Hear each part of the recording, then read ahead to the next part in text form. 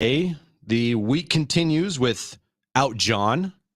Me and Brent holding down the fort for you.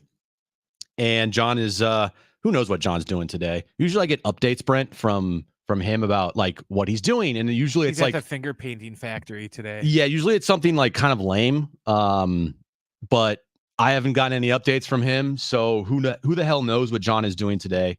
So if I get any updates, I'll relay them to you, but I'll tell you right now, they're probably going to be pretty boring. So once again, Jon's out. Me and Brent holding down the fort. Great show lineup for you today.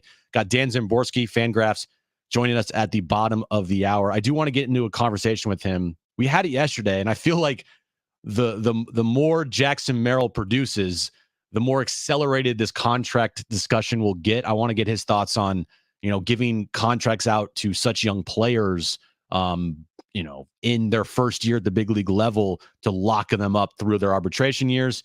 See what he has to say about that, and if he thinks it's a good idea or a bad idea. And then, of course, it wouldn't be a Jon and Jim show without Darnay Tripp joining us. So Darnay Tripp will be joining us later today at 4 p.m. Interesting comments from Eric Hosmer today. We'll get into that. The NBA in-season tournament is underway this afternoon. Lakers, Pelicans, Kings, Warriors. It'll be fascinating to see how the Lakers do in the playoffs. Of course, Friday will be, I think if the Lakers lose today, then Friday will be carrying the Lakers game right here on San Diego Sports 760. I'm not quite sure on that, but if the Lakers win, then obviously they're going to go on and face the Nuggets in the first round there. But today we start with last night. And as we were going off air yesterday, the Padres game, I think it was 3-3. And we were going off air, and we talked about it throughout the last half of the show yesterday. As they're going down 3-0, Joe doesn't look great. And what did I say, Brent? This team, feels like they're never out of it. It feels like they're never out of it right now. They have something going on, at least within the last week, where when they go down in a game, they become like the greatest team of all time. Like if you're playing the Padres, you better put them out of their misery at this point in time, because for the last week, when they trail in games, they win. It's one of those things where they kind of had their mojo going to where for the Brewers, that one inning, everything that could go wrong went wrong. Mm-hmm. They had the wild pitch that let the run come in. You had, I don't remember if the second baseman or the shortstop that tried that stupid flip behind his back, flip that he just threw to nobody, which cost them another run. They had the pitcher got called for a pitch clock violation. Mm-hmm. I think at least one. Did they maybe get two? But it's just like they didn't have one single barrel in that inning. Yeah, they scored 6 runs. Yeah, exactly. It's just like everything went wrong, which is good because that's part of sports, is getting breaks to go in your favor. And just pretty much after we fell behind 3-0, everything just came up Padres. So wait, hold on. Whoa. Are you telling me that the Padres had a little luck on their side? Yes. Because that is something that this team, you can't put 2 and 2 together. Luck and Padres. It's been a long time since those things have been put together, luck and Padres. And that's what happened yesterday afternoon. Sometimes we have so much not luck that, we would have just took that one around the back air throw just once a week. The fact that we got like 4 incidents like that in one inning, they have 10 batters come around? I think so, yeah. It's a little hard because we were watching the game here, and then as soon as the show ended, getting all the stuff packed up, getting in the car, and by the time I get in the car, it's like, wait a second, hold on. It's 7-3. They scored 6 runs. What the hell's going on here? So you're just like, yes. I know. Like, Aaron's like, all right. It's like, yeah, this is really good chicken. Really good pork. But this team, as of right now, and things can change, but I'm just talking about in the moment, this Padres team, they are creating the identity with every single comeback victory of we are never out of a game. And that is the scariest teams to play. When you play a team that no matter what, if you go up on them by a run or 2 runs or 3 runs or hell, even 8 runs, that the Padres are seemingly, at least they feel like they are always in it. And that is, to me, if you're a fan, that's the type of team I want. A team that you're not going to turn the TV off when they go down 3-0. You're not going to turn the TV off when they're down 5-2, right? Like they're the team that you have to always watch, because it feels like at any moment 6 runs on the board, 4 runs on the board, right? Chip away. Oh, now they're leading 8-7. Like, what's happening? Is this just a weak thing? Is this just like, a little magic in the bottle for this past week? Or is this something that we're going to be seeing throughout the entirety of the season? It's not going to happen every game, guys. Like, if the Padres go down 5-0 today and they lose, we're not going to sit here on Wednesday and be like, well, I guess that magic's over with. I guess this team doesn't, perform well in comebacks anymore. No, they're going to have instances and they're going to have games where they trail and they lose. They're not always going to have comeback victories. They're not always going to have, big 6-run innings. But it's nice to see for the last week, after what we had to deal with last year, them actually doing it and them actually being fun to watch and them actually being a team where you don't want to turn off the TV, where you don't want to change the channel, where you want to watch every single at bat, even when they're trailing, that as a fan base, you have hope when they're trailing in games that they can do it and they can come back and they can, win that game. You didn't have any of that last year. And again, could this be just a weak thing? Could this be just like, oh, that was a nice week and a half stretch, and then they kind of, tail off a little bit and they're not going to have as many comeback victories this year? Maybe. But at the same time, with every single comeback victory that this team has, it gives them that much more confidence when they trail in games. You're like, well, having one comeback victory like they did on Monday night, down 8 runs, winning 9-8, that's great. But now on the following, Tuesday? You've had 4 in the last week. Last night, Sunday night, Friday night, Monday night. So instead of having just one in your back pocket to reference to and to have that belief with, you now have 4 in the last week. 4 comeback victories. It might not be those crazy comebacks. It's trailing by 3 runs. Is that a crazy comeback? No. But we all know last year's team, when they trailed by 3 runs, it was over. So having 4 now that you can reference to and have that belief and confidence in, it just makes this team much more fun to watch, because as a fan, you believe that they can come back and that they're never out of a game. Well, I was digging through the stats today when I got into work, and the Padres actually have 5 comeback from behind victories this year. Right. On opening day at Petco Park versus the Giants. Last season, they only had 27 all year. So they already have, what is it? John's not here, so we'll just say roughly a fourth of that. Yeah, about a quarter of the way there. They're 19 games in. They already have a quarter amount of comeback victories as they had all last year. Some years, once you get the luck going, you'll have luck for the rest of the year. Real quick too, I thought it was huge that the offense picked up Joe last night. You said he struggled early, he gave up those 3 early runs. And normally, we'll always come on here and complain about how, so-and-so went out there and he pitched, 6 1/3, only gave up 2 runs. And then the offense, did absolutely nothing to back him up. Mm-hmm. Last night was a case where Joe struggled early and then the offense picked him up and they had his back. So I think that could be something for confidence just for the other starting pitchers to know that, in previous years, if we fell behind, 3-0 or 2-0 early, I feel pressure that I have to be perfect for the rest of the game because we're going to struggle just to score those runs, to where now if, they come out, and struggle early on, that they can be like, look, we got time. The offense is going to pick us up. We just got to get it going and just, kind of settle in here and it'll work its way out. And I'm glad you mentioned Joe Musgrove there, Brent, because at the start of the game yesterday, you're thinking to yourself, okay, what the heck is going on? Out of the 4 starts that he's had this year, 5 starts he's had this year, he's really only had one good start. And that was versus the Cardinals. I want to believe it was last week. I think it was last Wednesday, I believe. It felt like forever ago. But last week, when they faced the Cardinals. That was his only good start of the year. He's pitched in 5 games this season, all right? And if you're looking at his game log, if you're looking at what he's done in those 5 starts, it's not been great. The Korea series, 2 2/3, 5 earned runs.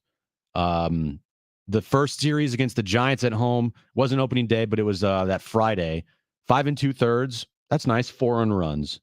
And then April 3rd versus the Cardinals, that was his best start of the year. 6 innings, 1 earned run. And then you got 4 innings, 4 runs. And then last night, 6 innings, 3 runs, which is actually not that bad. But after the start of that game, you could chalk that up to, hey, it was actually a good start.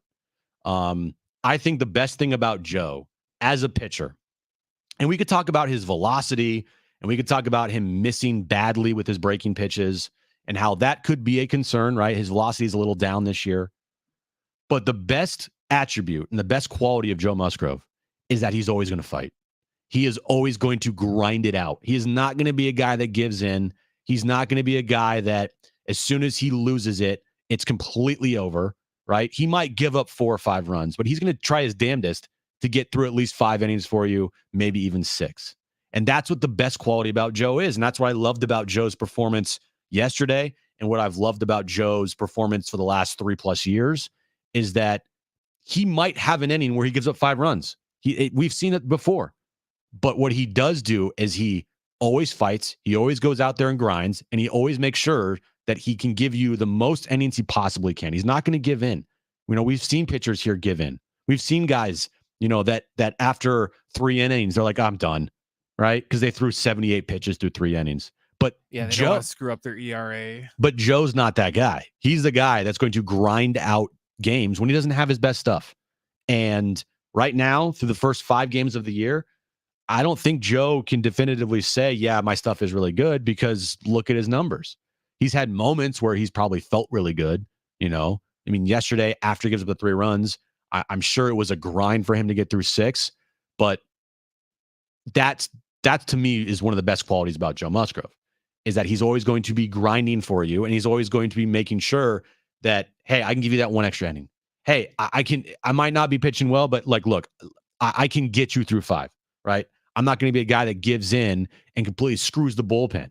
Now, if he throws 40-something pitches in an inning, then yeah, that's going to be an issue where they're going to take him out of the game. But more often than not, he gets through, a bump in the road, and then he bounces back. And that's where I thought Joe's performance was huge last night, because it didn't look like he had it. Now, we were sitting here. It's kind of hard to watch the game, also do a show and be on YouTube and the iHeart, everything, right? But from going back and watching his performance last night, you just look at it as, man, that guy's a grinder. And that's the best type of pitcher to me, is he's going to eventually get his stuff, but he's also, when he doesn't have his stuff, which is a thing that pitchers deal with a lot. No pitcher is like, man, I feel great for the last, every single batter, I felt amazing. Like, there's going to be times where it's like, I didn't have my best stuff there, and I got lucky, or I missed my spot and I got lucky, or whatever the case may be. And if a pitcher can grind through that and get you through 6, that's what you love about Joe. Another thing about last night's game, and we mentioned it yesterday, and I feel like now this conversation, Brent, it's going to get louder. It just is. When you look at these numbers, and it's not just the numbers, you watch him play, and you watch his at-bats, and you watch his demeanor, and you watch how he goes through the process. Jackson Merrill, once again, having a great game. His batting average is up to 356 right now. He is been amazing for this team. You could argue right now, he is the leader. It's 19 games into the season. I understand that. Okay. There's like 40 something left. Okay. Things can obviously go downhill, and go downhill quickly. But through the first 19 games of the year, there's not been one rookie better than Jackson Merrill. Tell me I'm wrong. Tell me I'm wrong. There's not been one rookie that has been better than Jackson Merrill. Yamamoto, okay. Chiriot for the Brewers, he's been fantastic. Don't get me wrong. I would argue that Jackson Merrill's been better. Jackson Holiday, I think he's hitting like 071 on the year. Yeah, he hasn't been up very long. I think he has like 2 hits, maybe 1. I know, Brent, you're probably looking it up right now, but I'm sitting here saying to myself, there's not been a rookie better than Jackson Merrill.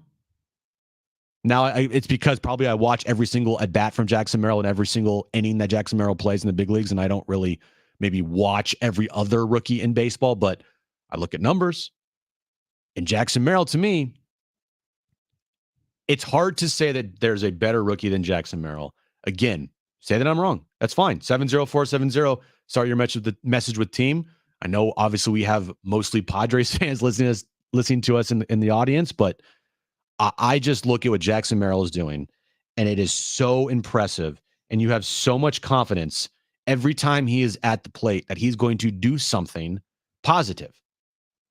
Every single time. He leads the team in batting average. He has over 400 on base percentage. He has almost a 900 OPS. He's playing fantastic defense in center field, and he's 20 freaking years old.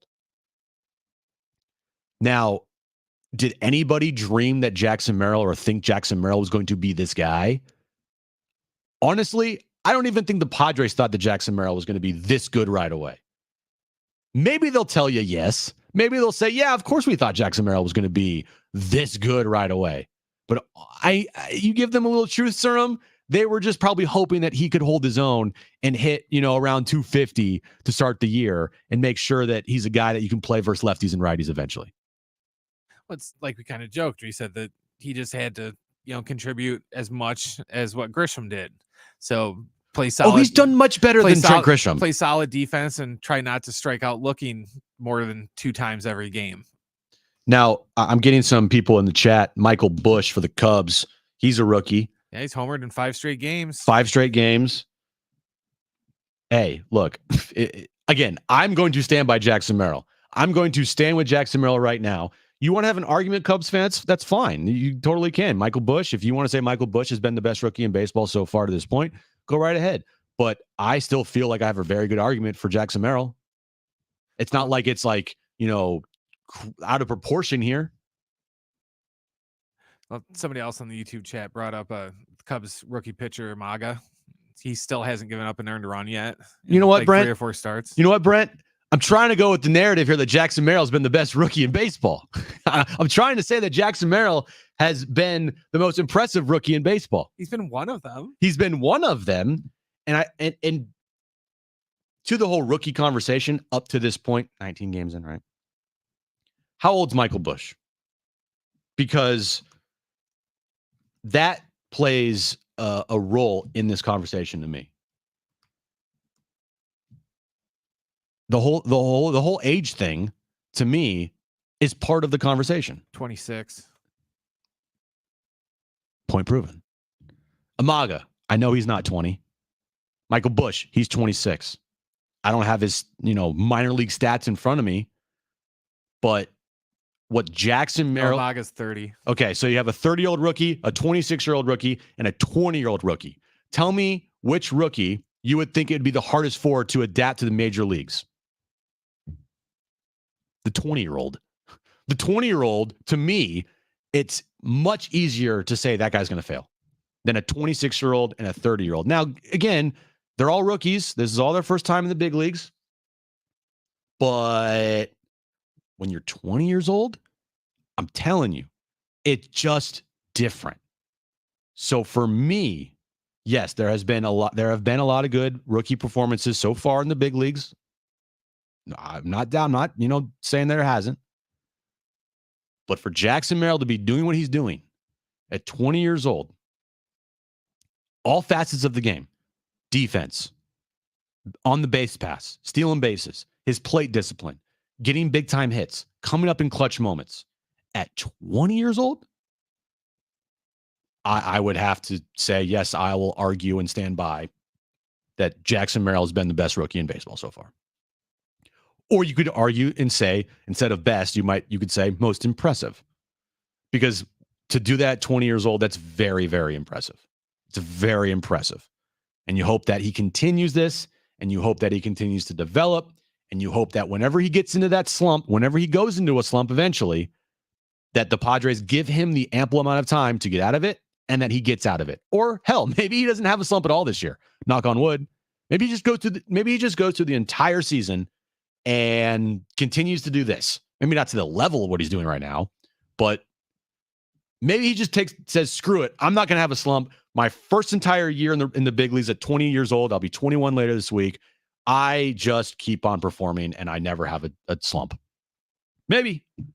But as of right now, through 19 games, what he's doing is incredibly, incredibly impressive for a 20-year-old baseball player. Not even 21 yet. Very impressive. All right, coming up next, Dan Szymborski. I'm going to ask him about Jackson Merrill and, a contract, because the conversation is going to start creeping up on us. What type of deal do young players like Jackson Merrill typically get? We'll talk to Dan Szymborski. Also, Darnay Tripp, our buddy, will join us at 4 p.m. Stay right here. It's Jon and Jim.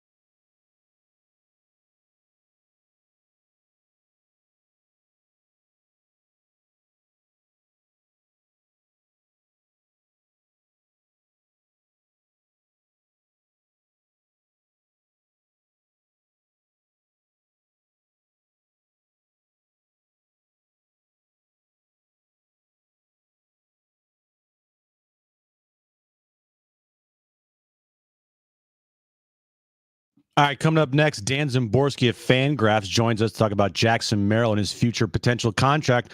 We'll talk to Dan coming up next.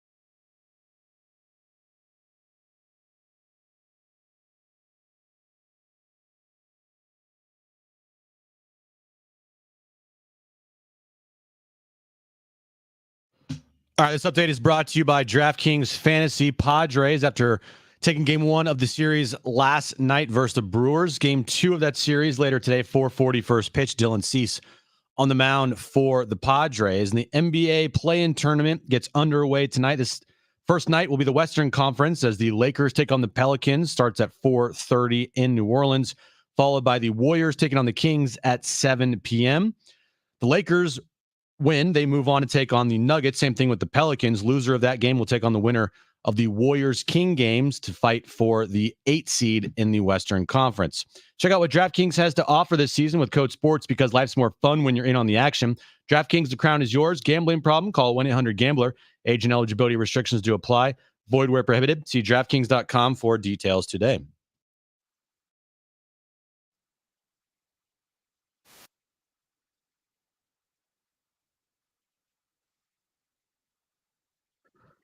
All right, back here on Jon and Jim. Padres getting ready to take on the Brewers game 2 of their series later today.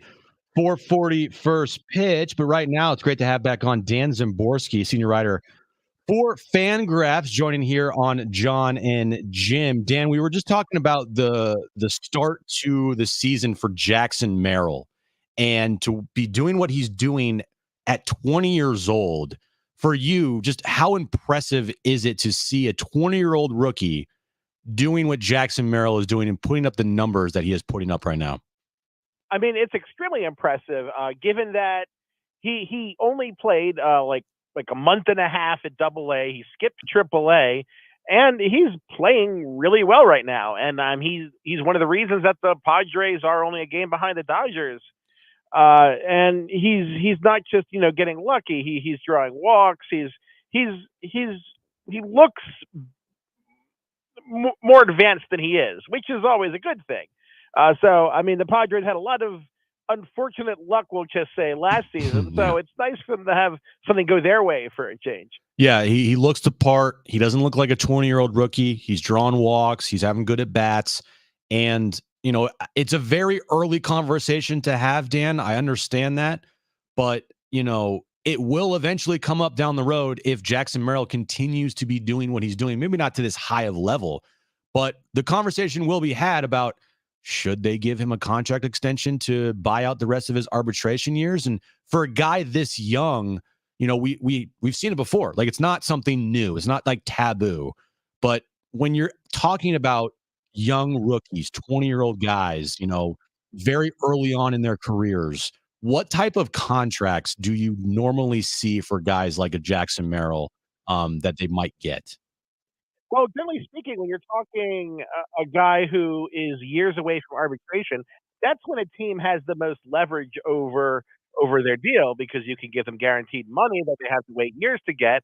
Uh, Generally speaking, you're talking usually. I don't want to put out specific numbers for Merrill's projection, but you see a lot of guys sign like by a year or two out of free agency, get somewhere between 30 and 70 million, depending on the player, because it's a hard thing for a player to say, like, okay, I'm just going to make the minimum this year and the minimum next year, and then finally get to an arbitration in 2 years. That's a hard sell sometimes. You can say, oh, we can make you fabulously wealthy now. We can make you part of the future. And a lot of times players do agree with that. Sometimes they don't, of course, but it's always worth trying, because if you believe in a player, they're going to get more expensive very quickly. Yeah, definitely. You can see guys like Fernando Tatis Jr. all of a sudden, after a year, I think two, $340 million 14-year contract. Like, that's not cheap at all. So we'll see. The conversation, I think, is a little ways down the road. But as of right now, Jackson Merrill has been fantastic. Dan Szymborski, senior writer of Fangraphs, joining us here on Jon and Jim. The Padres' offense this year, Dan, has been, I mean, I just say it's been one of the best offenses in baseball. How how do you summarize their offense so far when you look on paper and you see guys like, a 20-year-old rookie and Jurickson Profar in the middle of their lineup and Jake Cronenworth leading third? Like, I don't think many people expected them to be this efficient so far on offense this year with still holes on their team. No, I mean they lost Juan Soto. Right. They and now they're first in the NL in runs scored. I mean, if you said to me 3 months ago, Jurickson Profar is going to be leading the team in OPS, it's like, oh dear God, what happened? Right. Did they all get like a horrible case of the flu that ravaged the clubhouse? Right. But no, I mean they've gotten some contributions from unexpected sources, and the good news is, Xander Bogaerts is going to have a better season than he's shown so far. Some of the guys who haven't hit, you expect to hit, so hopefully that will kind of compensate when Profar comes down a bit. But I think the Padres have to be pleased with where they are now. Last year they had that rough year where their run differential said they should be like 8 games better than they actually were. And you can't win the games in paper, unfortunately. But the Dodgers do have a few holes, and the Padres have stuck through it. And we're more than 10% of the way through the season already. Yeah, 10% through the season so far, even though it feels like there still is a bunch of season left. Dan Szymborski joined us here on Jon and Jim. And through the first couple weeks of the season, Dan, what has surprised you the most or stood out to you the most in just all of baseball that we've seen so far? I think the Royals to an extent. The Pirates are surprising people, but I think the Royals see some of the gambles they've taken really pay off. Obviously, Bobby Wick Jr. was always going to be really good, but he's taken kind of a step forward. And you look, and their pitching is much improved. Singer is pitching better. And that was a concern coming into the season. Cole Reagan's, people liked him. He was interesting. But they picked him up rather cheaply. And I think they got him for World of Chapman a few years ago. And he's been really ace quality. That's been a big deal for the Royals, especially because they play in the AL Central, which is not the strongest division. And with Shane Bieber out and Royce Lewis out, I think the Royals actually have a realistic, plausible chance at making the playoffs. Dan Szymborski joining us here on Jon and Jim, senior writer for Fangraphs. Before the season, what was your projection for Fernando Tatis Jr.? Like, what was the projections for him coming off of let's just face it, it was a down year offensively last year for him, but the positive was that he played for the entire year without going on the IL, coming off a major shoulder surgery. But to start this season, what was his projection? Because it feels like he is on his way to either matching those projections or surpassing them. Well, projections were actually pretty confident about him coming into the season. The Zips projections had him at 5.8 WAR, 262 batting average, 342 on base percentage, 528 slugging percentage. Steamer had him at 5.6 WAR. The Bat had him at 5.7 WAR, and that's actually about the pace he's on. Right now he's at 274 with a 354 on base percentage and a 507 slugging percentage. So most of the projection systems were predicting a bounce back season, because the fact is there's a better chance of that happening when you're talking about a player who's 25 rather than a player who's 30 or 32. So I think that he's probably met his expectations, which is good news in a way, because if he's only meeting his expectations, he's more likely to consistently hit at this level. And it's nice to see him being more of an offensive force than he was last year. Yeah, it's something that is key for this team, in my opinion, is Tatis being Fernando Tatis Jr. and having a 5+ WAR season, even maybe a better season than that. And so we'll see how that goes. But so far, so good for him. The NL West, Dan, with the Giants and the Diamondbacks and Padres, and of course the Dodgers. I can't forget about them.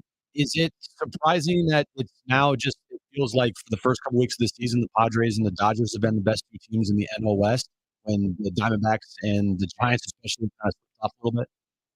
I think that there was a risk of people overreading the Diamondbacks based on last year's performance, because they did, even though they did make additions in the offseason, they were an 84-win team last year that was actually outscored during the regular season. So there was actually an argument. I don't think Arizona fans would agree with it, that the Padres is a better team, even though Arizona went to the World Series. I would get a lot of pushback from that. Yeah. And the Giants have been kind of a little below 500. I think it's still a pretty wide open division, especially if the Dodgers don't go on one of those crazy 20-5 runs that they seem to just come out of nowhere every year. The Dodgers do have some holes. Chris Taylor has looked terrible. Evan Luck hasn't hit after he's coming back from injury. And they're still getting performances from the big stars. Betts has been terrific. Otani's been terrific. Freeman, he hasn't hit for power yet, but he's been okay. Smith has been terrific. But the pitching hasn't been universally stellar. They've had some holes in their bullpen this season. And I still think the Dodgers are pretty much a strong favorite, but they're not invincible. And I think that people sometimes get the idea like, oh, they won 100 games last year and 111 the year before. Nothing bad can happen. Bad things can happen. And as someone who projects a lot of things, I'm aware of things happening. Right. Yeah. Things can always change regardless of projections. Dan, thank you for joining us today, man. We'll talk to you soon. Appreciate it. Always fun. Thanks for having me. All right, Dan Szymborski there, senior writer of Fangraphs. All right, coming up next, our old pal Eric Hosmer has chimed in on his time here in San Diego, and it's not surprising what he had to say about his former manager, good old battling Jay Tingler. We'll hear from old pal Eric Hosmer coming up next.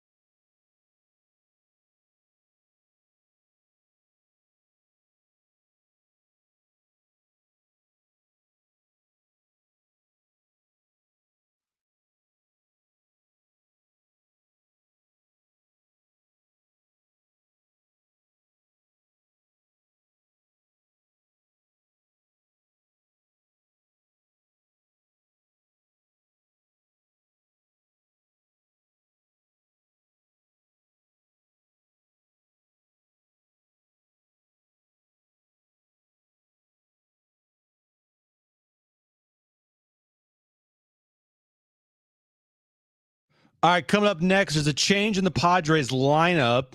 Time to have a little concern. We'll tell you what that is coming up next.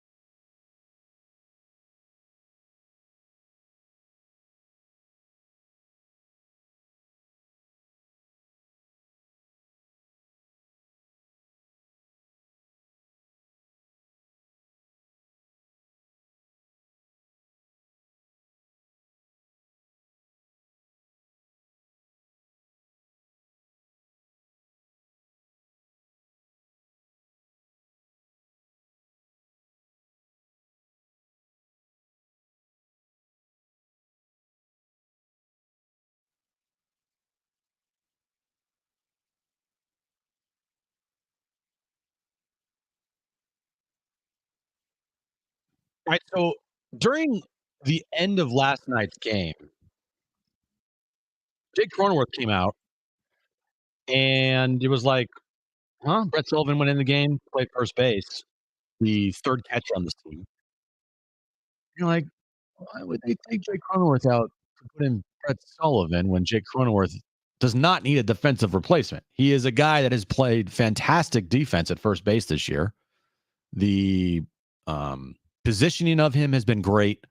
He has made all the right plays. He's just been really good defensively. So you're like, why did they take him out?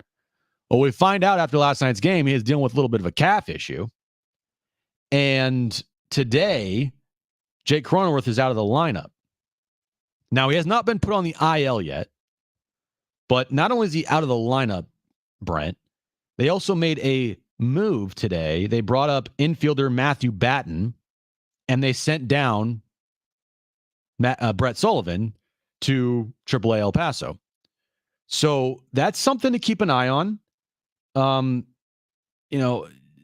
top of this lineup has been the same pretty much the entire year, other than last Saturday versus the Dodgers when they gave Xander Bogaerts a day off and they put Jackson Merrill in the leadoff spot. But tonight's lineup, you got Bogey leading off, followed by Toddy, and then Profar is hitting third in the lineup tonight. Manny's, of course, your DH. Kimmy, Campy, Action Jackson's in center field again, hitting seventh. Eggy's at third, and Azokar's in left field. Last year, to say, man, that'd be kind of a loss if they didn't have Jake Cronenworth in this lineup. You didn't say that. You could not say that last year and have a straight face. This year, what he's doing for this team in the 3-hole, he's cooled off a little bit. He's not, hitting 330 like he was, but he's cooled off a bit. but he's come up with some big time hits for them this season already. And the top of this lineup has been the same all year long. You lose another lefty. Profar is going to be playing first base tonight. I don't know how severe the cramp issue or the calf issue is. Hopefully it's just a day or two. Hopefully this is just precautionary. But if he ended up going on the IL and missing some time, that would just be like a downer to just how great the last week has been. Like, oh, great. Now a player's injured. And it kind of also is going to be showing the depth of this team when you lose a starter. We've said the depth of this team has not been something that I would consider a strength. So we'll see. Cronenworth out of line tonight. Calf problem. Give Cronezone some love right now. You got to give Cronezone some love right now, guys. Got to give Cronezone some love. So we'll see. But hopefully it's just a couple-day thing. The good news is that he has not been put on the IL as of yet. And maybe that's a good sign.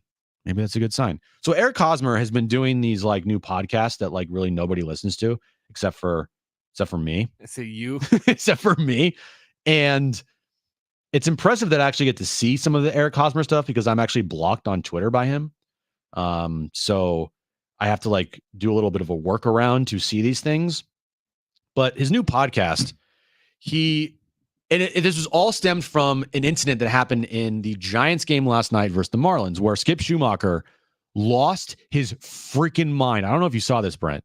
There was an issue with Sleepy Bob calling the wrong pitcher to come out of the bullpen, and then that pitcher had to go back into the bullpen, and then the other pitcher like didn't realize that he was coming into the game, and it was this whole mess. And Skip Schumacher lost his mind, and he freaked out at the umpires, ironically in Miami, where the big blow up with the Padres was in Miami versus Doug Eddings. And Eric Hosmer kind of talks about it here in his podcast, and then alludes in a tweet something about Skip Schumacher during that season that has to do with good old buddy, former Padres skipper, Jace Tingler. Dude, I remember one time there was a game where the umpire was killing us behind the plate, right? And everyone's just like chirping from the dugout, trying to get something. Like the frustration level was at an all-time high. And Skip just lost it. He was the bench coach too, so like he was like, I got this. Lost it. He went out there, spiked that. I mean, his veins were popping and Skip's jacked. You know how he is. Yeah. And he just started telling him, hey, you, him, and it went to all of us.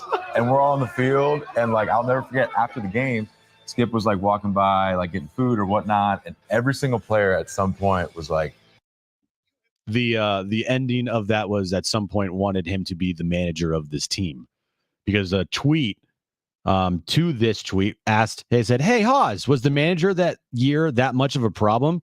And Eric Hosmer's response was just a Drake shaking his head yes gif. So man, that season, Brent, you could literally someone could write a book on that season. They probably will eventually. Like Kevin, AJ Cassavell, Dennis, somebody like that season. You could write maybe not like a 350-page book, but you could write like a pretty good like 3,000 word like article about it, like actually detailing and throwing all this, because a lot of those guys aren't here anymore. And by guys, I mean the coaching staff. The players, some of the players are like Manny and Toddy, but man, that team did not like Jace Tingler.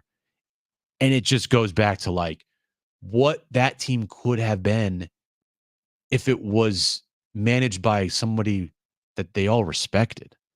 And they were alluding, or he was alluding, that Skip Schumacher was that guy. Now Skip's going through some troubled times in Miami right now, but it's always interesting to have these things be brought up. And not because it just, shows how the team didn't like or didn't respect Jace Tingler. It's like, we were all right. Every single day we were talking about how Jace Tingler needs to go.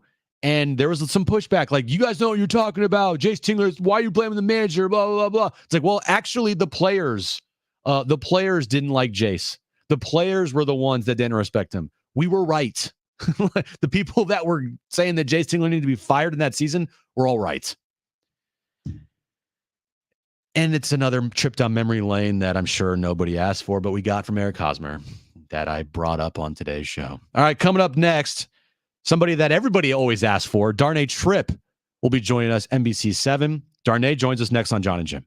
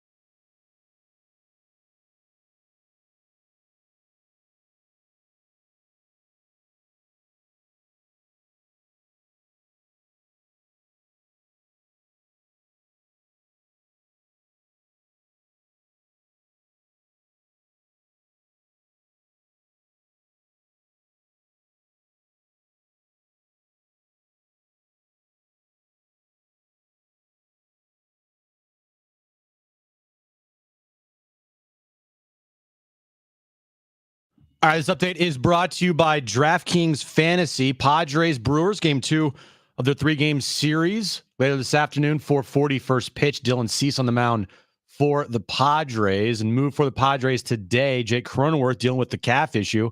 They brought up Matthew Batten, sent out Brett Sullivan to Triple-A El Paso. Jake Cronenworth's out of the lineup tonight. Jerson Profar is playing first base, hitting third. And tonight, the play-in tournament gets underway. This night will be the Western Conference night as the Lakers take on the Pelicans at 4:30, followed by the Kings and the Warriors at 7 p.m. Winner of the Lakers-Pelicans series will go on to be the 7th seed to take on the Denver Nuggets.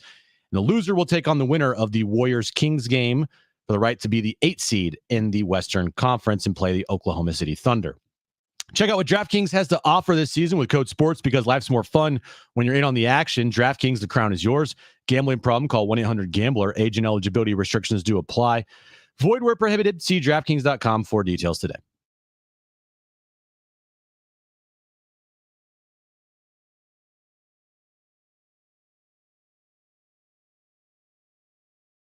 All right, hour 2, Jon and Jim on a Tuesday.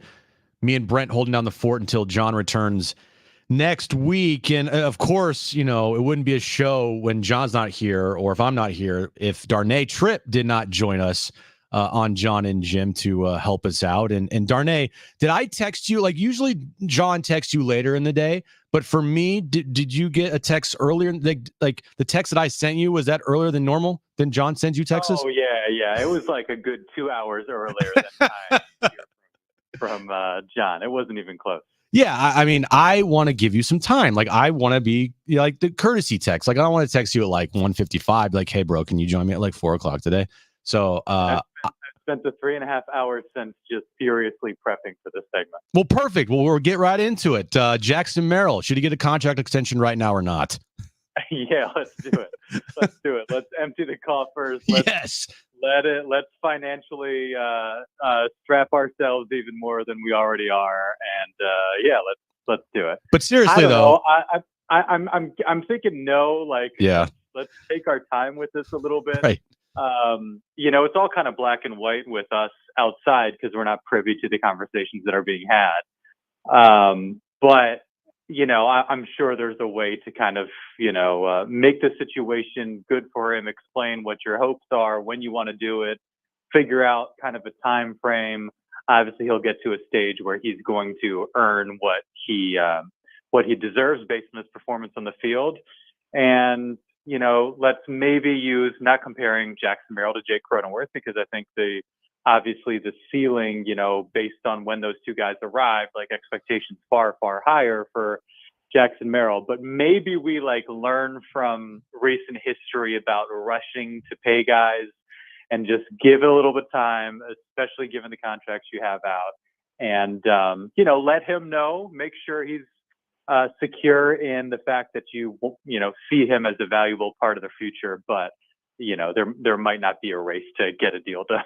Well, it's to his credit that I'm even asking this question right now, because for a 20-year-old to do what he's doing, I argue that he's been the most impressive rookie in all of baseball this entire season so far, up to 19 games. It's obviously early, but I mean, for hitting 356, for playing really good defense in center field, he's really good on the base pass. Every single one of his at-bats are competitive. For being 20 years old, I argue that he's been the most impressive rookie in baseball. I might be a little biased, might be a lot biased here, but would you agree with that sentiment? Would you argue that, hey, yeah, he's been one of, if not the most impressive rookies in baseball right now? Certainly one of, and I've kind of resisted going down this rabbit hole to this extent, to this point. I will. Yeah, I know you will. But it's just so early, and this is the conversation. I think it's because I hope that we're having this conversation in August and September when it really means something. Right. Sitting here in mid-April, so much can happen, but he's off to so much. I think we all expected him to have his moments and be serviceable enough. I'm now thinking, I remember looking at FanGraphs and looking at projections, and I want to say, they had him at a 94 OPS plus or somewhere in that range. Maybe it was closer to 100. Maybe it was basically league average type player as a rookie, a 20-year-old, and thinking that in and of itself, just the fact that he could be considered as a league average player at this stage, super, super impressive. And he's, again, in a small sample size, been far beyond that. So he's without a doubt been one of the most impressive rookies out there, been a joy to watch, been really consistent, which I think is impressive. There's bound to be a lull at some point, but he's positioned himself in such a place where if we are having this conversation in July, August, September, I don't think anybody would be shocked just because he looks so comfortable and steady and confident in the spot that he's in. Darnay Tripp, NBC7, join us here on Jon and actually not Jon. It's just Jim show today. Just Jim. Yeah, we're going to change the name of the show. Jon's going to come back and be like, what the hell happened? The last week for this Padres team, it's felt like a I don't know, just like a out of body experience. Like they're coming back in games. They're scoring a bunch of runs. They're always fighting, having 4 comeback victories in the last week. Do you attribute that to last Monday night? Like, okay, that was the start of it. They put that in their back pocket. They now have the confidence and it's led them to this. Or do you feel like this is going to be the identity of this team this year? Hopefully, that they're going to be never out of games and they're always going to be fighting, unlike, last year's team that gave up after they went down 3-0. Yeah, it seems like it could be a little bit of both, and I asked Schilt last Tuesday about kind of the, what can you do to, to best position yourself to kind of build on what you did on Monday. And kind of gave an indirect answer, but basically like the takeaway was like, it's good feedback on the approach that we've taken. And it's good proof that what we're doing is good and that it's a valuable approach and that's going to serve us well. And so I think, the identity is there in the sense that it's something that they've talked about and it's something that they've harped on and it's clearly what they want this team to be about. Then you have to prove it on the field. And so then I think when you have a performance like Monday, we're like, okay, yes, this is the difference. It's not always going to work out that way. The next day they lost 5-1. Mm-hmm. But, we can be in this position if we grind at bats. I mean, before Cronenworth's 9-pitch home run, Tatis, walked, got on base.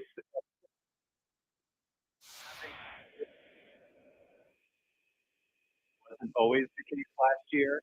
I think having that experience and seeing the benefit, seeing the payoff, doesn't really seem like a coincidence that they've then done that a number of times since. I mean, it's been 5 instances where they've really gone on a scoring run to end the game and, ultimately win the game. And it's something you don't see very often. And it's also a bullpen. We talk a lot about offensively, but they've basically turned the other team's water off while just going nuts offensively. And you need both those to be successful. And so I think having kind of that established identity going back to spring, like this is who we want to be, and then an early game that shows the benefit of that and how that can, help out once you get into a tough spot. I think that's huge for the team, and it's been huge in this last week when they've been far from perfect, but they've managed to win games because they've managed to get hot, even if it's not homers, that sort of thing, small ball singles, what have you. Really good work out of the bullpen, and it's led to a really good thing. Darnay Tripp, NBC7, join us here on the Jim Show. Xander Bogaerts continues to hit in the leadoff spot. It's just like they're gonna try to stick this, square thing in a round hole until it finally works, or like, is there thoughts that you think would be a good idea to maybe move like a Jackson Merrill up to the top of the lineup? Well, I think it should stay where he's at. Do you think otherwise? I put out my idea, I think it was Tuesday or at some point last week. I think it was after the Tuesday loss. I thought, why not put Jurickson Profar up there? He got a switch hitter. He did that a bunch in 2022, and he's hitting the ball really, really well right now. And so I wouldn't necessarily put that on Jackson Merrill at this point. He did it the other night in Dodger Stadium, got a hit, good for him. Maybe it's more so kind of based on matchups, but it just seems like an unnecessary thing to put on a 20-year-old. But to his credit, he's handled everything that's thrown at him exceedingly well. But given how well Profar's playing and given his experience in that spot and the fact that he does give you competitive at-bats and he's going to work pitch counts and that sort of thing, and he gives you the switch hitter piece, that's who I would go with. And I think maybe it is a bit surprising that maybe we haven't reached the point where it's surprising, but I got to think, we're getting close to where it's like, okay, this isn't working. This doesn't seem to be the best spot for Xander Bogaerts. Let's try a new route. Are you concerned at all about Joe? I know it's like a kind of a crazy question to ask, but there's been times this year where he's been way off. He's looked good in some moments, and last night's game he grinded through it, but he hasn't looked like Joe yet. Is it just like, okay, wait and see, not worried at all, he's a grinder, or do you think there should be maybe a little concern there? What are you talking about, Jim? 2 out of his last 3 starts are quality starts. Well, you know what?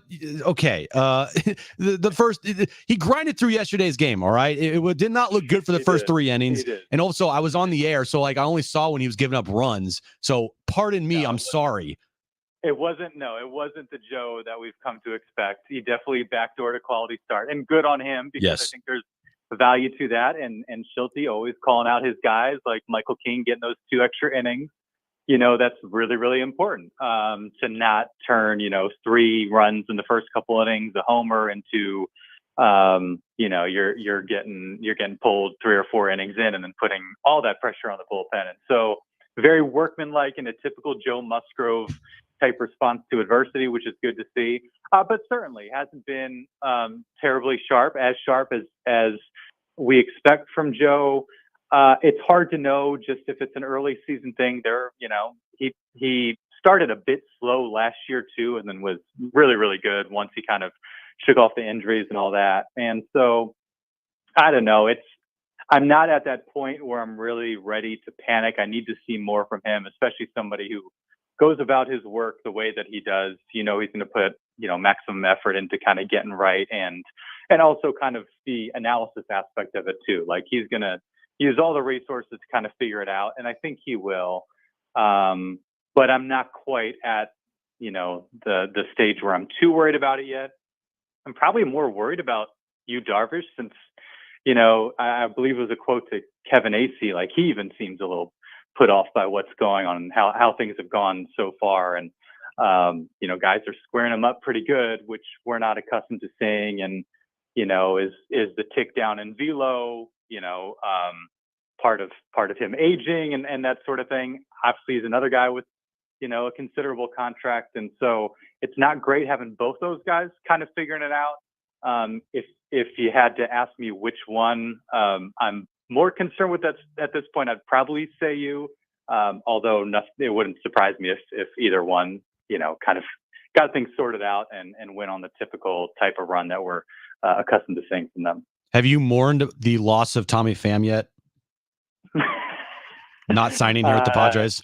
No, I haven't mourned. It made so much sense for him to come back, and I think I probably expected him to at some point. And he seemed like the most logical, obviously from kind of a free agent standpoint, options there.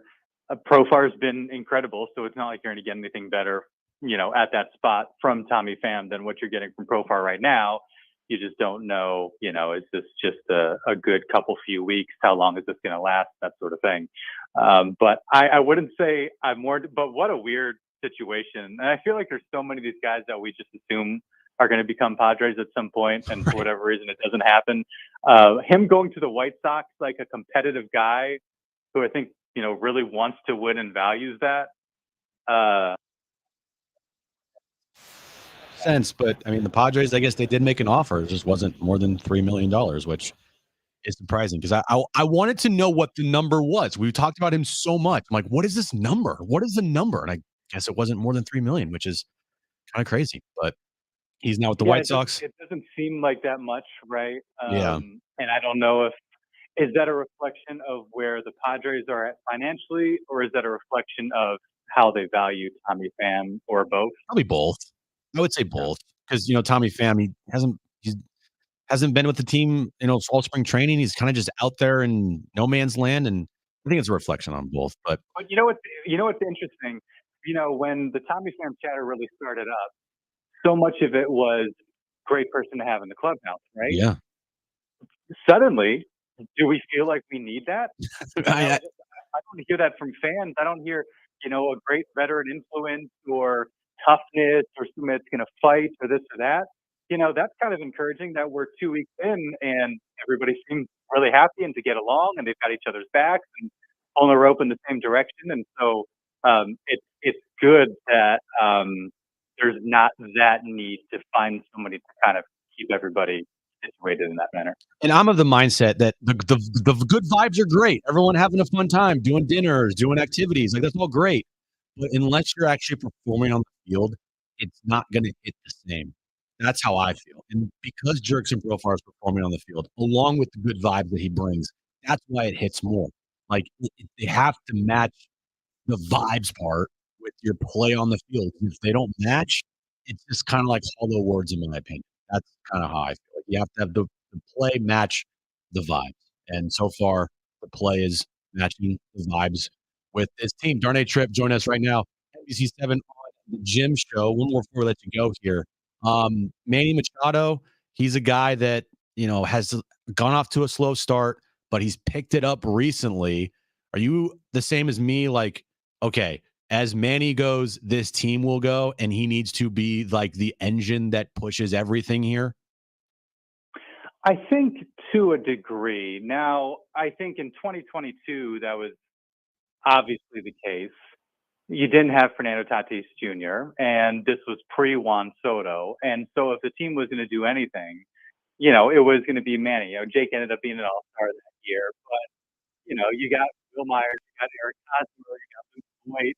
There's not a whole lot of guys that really scare you.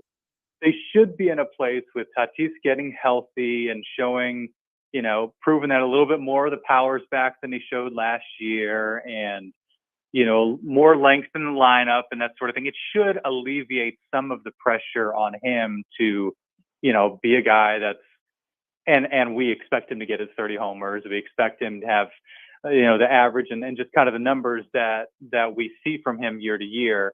But I don't think the team should be able to weather, a slump here or there for Machado. And those slumps, don't happen all the time and they don't tend to last too long. I'm saying this after last year, maybe I'm wrong about that. But I just think that there's, with Merrill and hopefully Campusano, it's no longer a super small sample size with Campy, given what he did last year going into the season. I think that there should be enough in the lineup that can withstand Manny not necessarily being 100% or being full on Manny all the time. And again, I think, it goes back to this team hasn't played perfectly during the stretch. The fact that they keep finding themselves facing, 2, 3, 8-run deficits is proof of that. But they seem to manage those types of situations a little better. Hopefully, Xander gets going. Hopefully, Tatis goes on one of his types of tears. And Merrill continues to hit the ball well. Jake, obviously, just a fantastic start to the season. Hopefully, the cap situation doesn't end up being serious. But maybe I'm seeing it through rose-colored glasses at the moment. But I think given the guys that they have, Manny doesn't necessarily have to be MVP level for them to be a playoff contending type team. I mean, I think it's a great thing that this team trails in every game because so far in, 80% of their wins right now, it's like, oh, they trailed in the games. Oh, cool. They win. Like that's the identity of this team is like, oh, when they trail, they become even better. They like, oh, and the thing, like, they had these games last year and they were losses, right. And hopefully they're going to get to a point where starting pitching is more consistent and they're not finding themselves in these early holes all the time. And when that's the case, they're probably going to be winning games like 7-2, 6-1. What they're doing right now is winning games that last year's team lost. And they're doing so even when they're like 2 for 12 with runners in scoring position and leave 10 guys on. That was an automatic loss last year. Yes. And they're somehow turning those games into wins when they're not the best version of themselves. And obviously you expect them to improve as the season goes on. And so I think even though, staring up at teams early on maybe gets annoying and maybe isn't super sustainable, I think it's encouraging that at least early on, they're turning those losses into wins, which they didn't do last year, and which is why they finished the games out. This conversation was so much better to have without Jon here. It just felt better. Yeah, just because I would inevitably say something and he wouldn't agree. You're an idiot. No, you do. What are you talking about? Yeah. And then tries to make you feel dumb about it. I'm like, come on, Jon, you don't have to do that to me. You're like, no, actually, you're completely wrong. I can't believe you even said that. We're never going to talk to you ever again. Let me tell you why you're wrong. Yes. And you're not going to get a text from me at 2:30 in the afternoon, at least for 2 or 3 weeks. Yes. Yeah, I'm courteous. I send text at least 5 hours in advance. He sends it minutes before. So maybe it should be Jim and Jon. I don't know. Maybe it should be Jim and Jon. I don't hate that. Or just, the Jim show with Jon Schaefer. Like, I like that too. I think that's good. That's got a great ring to it. It does have a great ring to it. We'll figure that out. Darnay, thanks for joining us, man. We'll catch up with you soon. All right. I appreciate it. All right. Thanks, man. Darnay Tripp, NBC7 there. All right. Coming up next, the wrap. Also, Trainwreck Radio later this hour, and then we'll talk a little bit about this Saturday, what's happening at Snapdragon Stadium with Sean Lewis and the Aztecs football team. All that coming up next.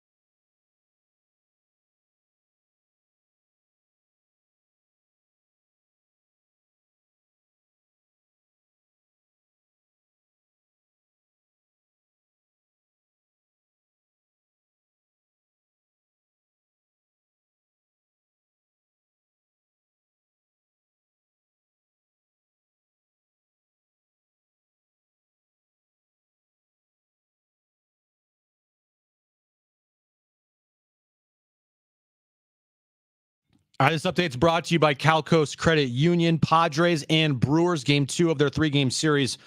4:40 first pitch. Dylan Cease on the mound for the Padres. Jake Cronenworth is out of the lineup tonight.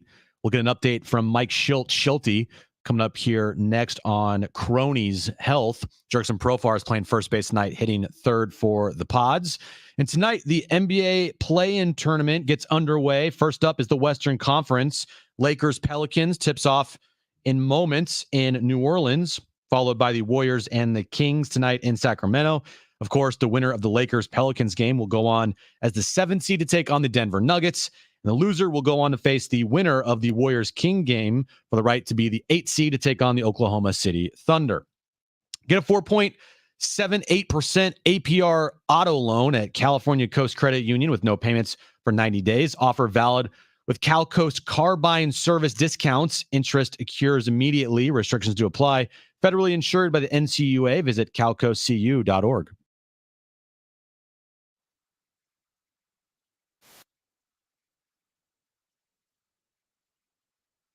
Jim mentioned on the update, we have an update from Schill on Crony and his bum calf that caused him to be taken out of last night's game.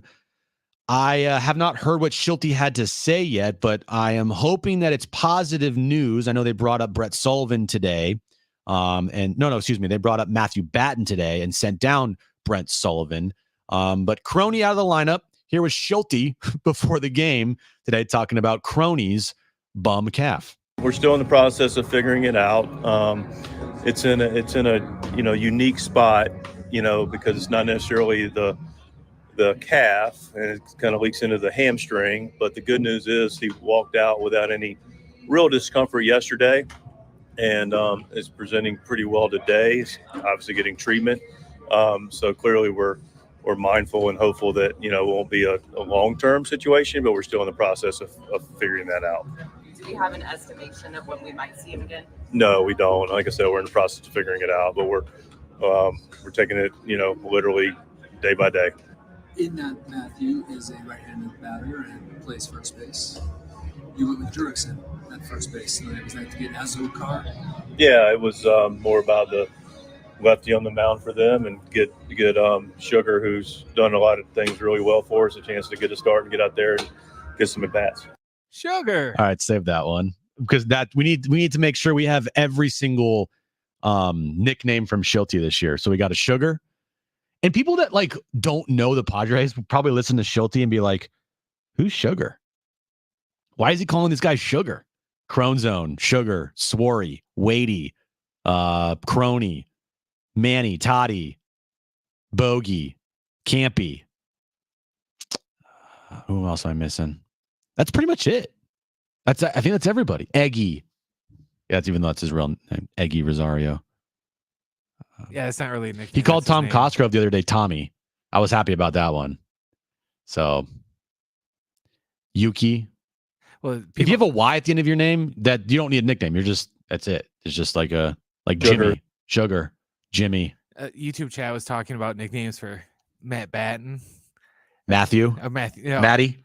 It's Matty. They got to go Batty. Batty. Ooh, I like Batty. I'm hoping they go Batty because there's an old movie starting half the cast of In Living Color called Hollywood Shuffle from the 90s, where there was a character on there in this fake show where he had his catchphrase is Batty, Batty, Batty, Batty. So Batty, Batty, Batty, Batty. So I'm hoping for Batty because we'll already have a drop. Yes, we need a Batty.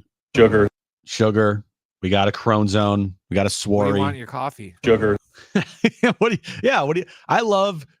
Me personally, I'm a big Sugar fan. I love Sugar. It's my favorite thing to eat because I love cake because cake has a lot of sugar in it. And I'm drinking a Coke Zero Sugar right now. Yeah, I'm when I get my coffee, I do like to put sugar in it, and the more sugar, the better. That's why I'm addicted to candy because candy has a lot of sugar in it, and I have a problem. Yes, I admit that it's kind of hard to get off all the sugar, but at the end of the day, I can't live without sugar. So there we go. It's just, oh boy. So Padres are almost underway in Milwaukee. Dylan Cease is up tonight, pitching for the Pods. Dylan Cease. I would argue so far, Darnay brought up a good point about what Yui said to Kevin about, his velo being down. He's getting hit hard.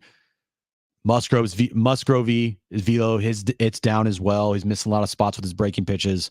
I mean, Dylan Cease is their best pitcher. Now, I probably just completely jinxed that for tonight's game. That's on me. I will address that at the wrap-up show later tonight if Dylan Cease blows up and gives up 7 runs tonight. But as far as stuff-wise goes, Brent, Dylan Cease has the best stuff on this team. I wouldn't be surprised if after the All-Star break, when they can figure out their rotation, if they don't start the second half with Dylan Cease, because I think he's going to become and be their best pitcher this season. I just do. Because of his stuff, if his slider's there, he's not walked the world like he did with the White Sox last year. He's not Blake Snell. He's not poor Blake Snell. So for me, Dylan Cease is their best pitcher this year. Hopefully has a good start tonight. I'm looking up here at the TV, and just to continue with the Jackson Merrill discussion about just how impressive he has been for the Padres. Just listen to some of these stats. Ready for this? So not only this year is he hitting 356 with 2 doubles, a home run, and 7 RBIs, which, I mean, if anybody at the 19-game mark has those numbers, you take it. But a 20-year-old rookie have those numbers, that's very impressive. He's also the second youngest Padre to start on opening day, third youngest Padre with a game-winning RBI, and he's the first ever Padre to have consecutive 3+ hit games prior to the age of 21. That's the most impressive one, I think. That is by far the most impressive. Like starting opening day, youngest opening day, I get it, right? A lot of young players have started on opening day. But to have back-to-back 3-hit games, yes, you have to get lucky. Your BABIP has to be, if you get a hit off a ball that was like a 206, like I get it. You have to have some luck in there, but he's also hitting the ball hard. He's making good contact. He's coming up and he's putting together really good at bats. So, he's producing. It's great to see. I see in the YouTube chat right now, I'm going to have to 100% disagree with you, Andrew. Andrew said in the YouTube chat, I'm just saying Merrill is producing more than Soto did in the Pods, so it's a win. He's not producing more than Soto. Maybe in a spurt to start the season he is, because Soto last year started out god-awful for the Padres. But over the entirety of the season, if Jackson Merrill has 30-plus home runs and a 930 OPS, then yes, I can say that Jackson Merrill performed better than Juan Soto did with the Padres. But as of right now, that's completely not even close to the case. Juan Soto last year, overall, his numbers, if Jackson Merrill gets those numbers this year, then okay. Give him all the money you want. I was going to say, if he's going to put up those numbers, then I take back what I said yesterday. Sure, sign him to a big long-term deal. Sign him to a contract now. Because He's going to cost way too much. Yeah, if he's going to hit 30-plus home runs and have a 930 OPS for you, okay, fine by me. That's great. But to continue this, and I see it a lot, stop. Last year's over with. Stop bashing the players that aren't here anymore. It's done. Except for Eric Hosmer. Except for Eric Hosmer. That's fine. I'll still continue to retweet every former Padre. It's okay. It's my bit. Live with it. But to come up with these stupid statements of, oh, this, Jurickson Profar is better than Juan Soto. No, he's not. Oh, Jackson Merrill is performing better than Juan Soto. Overall, for the entirety of the season, we'll have to talk about that. And at the start of the year, yeah, he performed better than Juan Soto. But is he a better player than Juan Soto? No. If at the end of the year, Jackson Merrill has comparable numbers that Juan Soto had last year with the Padres, then that statement is factual. But to say you don't want Juan Soto, basically what you're saying is you don't want Juan Soto on your team. Again, it's a tired conversation. Everyone would want Juan Soto on their team. Only morons wouldn't want Juan Soto, one of the best players on their baseball team. Plain and simple. So I'm not talking about it anymore. even though I probably will. Before you go to break, someone on the text line had a name suggestion for the next time we have Darnay on. Okay, Trippy. Yes, no, it should be the segment should be renamed. You're tripping. You're tripping. I like You're that. tripping with Darnay Trippy. I like that. We Without the trippy part on it. You don't like that to be his name, Trippy? No. His nickname is Trippy. Darnay Trippy. But I like that. You're tripping with Darnay Tripp. Yeah, I like that. Hey, Darnay, we just came up with your show name. You're welcome. That will be the check will be in the mail for you to write for me and Brent, not John. All right, coming up next, hold on real quick. Because I didn't get any liners today from Fletchy. We have a prize. We have AJR tickets again. Okay. Changa. All right. So call right now, 877-767-4760. Again, 877-767-4760. Your chance to play Trainwreck Radio and have a chance to win AJR tickets on May 1st at Pechanga Arena. Call right now, 877-767-4760 if you want to win AJR tickets at Pechanga Arena. We're going to play Trainwreck Radio. I'm going to be your lifeline, so it's just me today.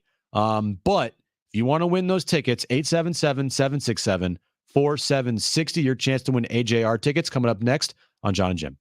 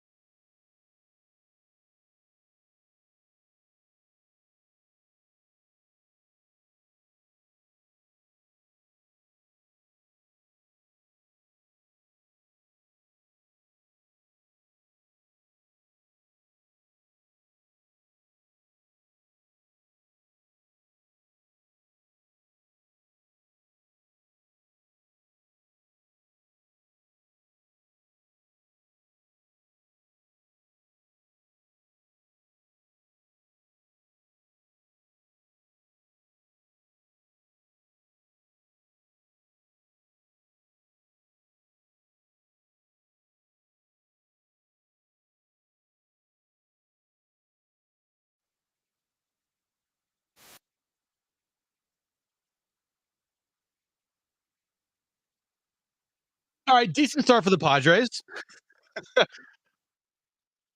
It's like look. Dude, what all the stuff I said about luck going their way at the beginning of the show is coming to fruition again today. Bases loaded. Manny hits what should be a probably double play ball. It ricochets off Wade Miley and you get a run out of it and no double play. Leads to him into a 3-run homer. Now Brewers made another error. Yeah, their offense is really good, man. Really good. And then now Wade Miley is just imploding right now. Oh, speaking of imploding, here goes Pat Murphy. Pat Murphy, good old Pat Murphy. You all know Pat Murphy. Yeah, it's a good start for the Pods. I said the other day, like after having, Angel Hernandez is behind the plate today. Oh man, it would be great if the Padres just blew out the Brewers, so we don't have any BS from Wade Miley, or excuse me, from Angel Hernandez. This guy is the worst umpire in the history of every single major sport. God, he's so bad. Anyway. No, he's not. He's never wrong, remember? Oh, man. That's his first rule of being an umpire. Never admit you were wrong. You're always right, even if there's video evidence to prove otherwise. Well, Padres are up 4-0 on the Brewers in the top of the first inning. They are still batting with god-awful Angel Hernandez behind the plate. All right, Brent, let's get to it.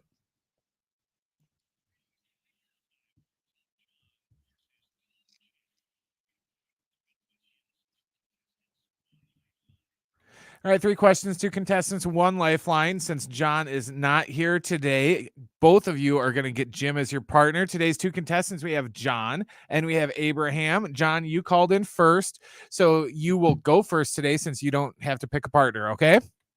Okay. All right, so Jon's up first, followed by Abraham. Abe, you're second, okay? Got it. All right, Brent, what's the question of the day? All right, guys, we've been talking about the comeback kid Padres today. The Padres, I mentioned it earlier today, have 5 comeback wins already this season. They only had 27 all of last year, which was second to last in all of the majors, by the way. Besides the Padres this season, there are 7 other teams with at least 5 or more comeback wins this season. Today's question, name any of those 7 teams with at least 5 or more comeback wins this year. All right. By the way, I feel like an idiot because a couple of days ago I said, if the Padres have like 20 comeback victories this year, that'd be great. And they had 27 last year. 27 is second to last. All right. So I'm an idiot. Sorry. They should have way more than 27 this year, but I digress. Jon, you're up first. What is your first guess? You do have your lifeline, which is me if you want to use it. I'm going to go guess with the Yankees. The Yankees. Yankees are on the list. Good guess. All right, Abraham, you're up next. What is your first guess? You do have your lifeline if you want to use it. I'm going to guess the Mets. The New York Mets are on the list. Good job. All right, Jon, you are back up. What is your second guess? You do have a lifeline if you want to use it. I'm going to go with the Dodgers. The Doyers. Are they on the list, Brent? They are not on the list. They're not on the list. Abraham, you're up next. What is your second guess? You do have your lifeline if you want to use it. I am going to go with let's try the Baltimore Orioles. The Baltimore Orioles. Are they on the list? They're on the list. They lead the majors with 7. They lead the majors. All right. So that means that Jon needs this to stay alive. Jon, you need this to stay alive, buddy. You do have a lifeline if you want to use it. So what are you going to do?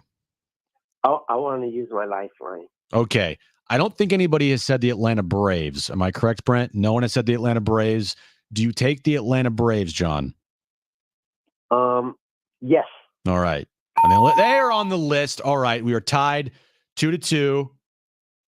Abe can walk it off. Abe, you can win it right here with the correct answer. You do have your lifeline. So if you want to use it, you can. What are you going to do? I'll take that lifeline. Let's get that win. All right, let's get that win. There's a couple teams here that I'm thinking about. And I will go with the Dodgers. Someone said the Dodgers? Yeah, someone said the Dodgers. Okay, I wasn't listening. Even I'm an idiot. Even when Jon's not here, you don't listen. How about this? I was going to say to them or the Texas Rangers. Do you take the Texas Rangers? I will take the Texas Rangers. Texas Rangers for the win. No, are you serious? All right.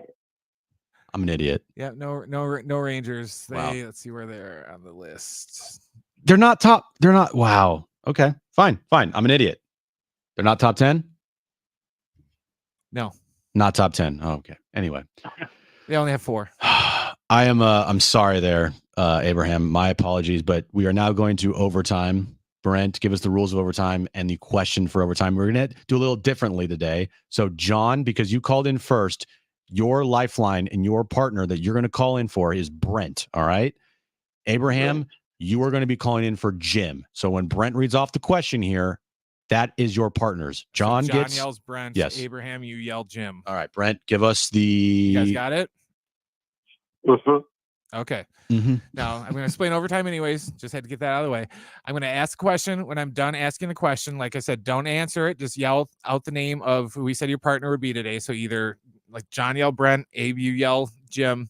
Whoever yells out the name of their partner first, you're going to win the game by getting the question right, or you're going to lose it by getting wrong.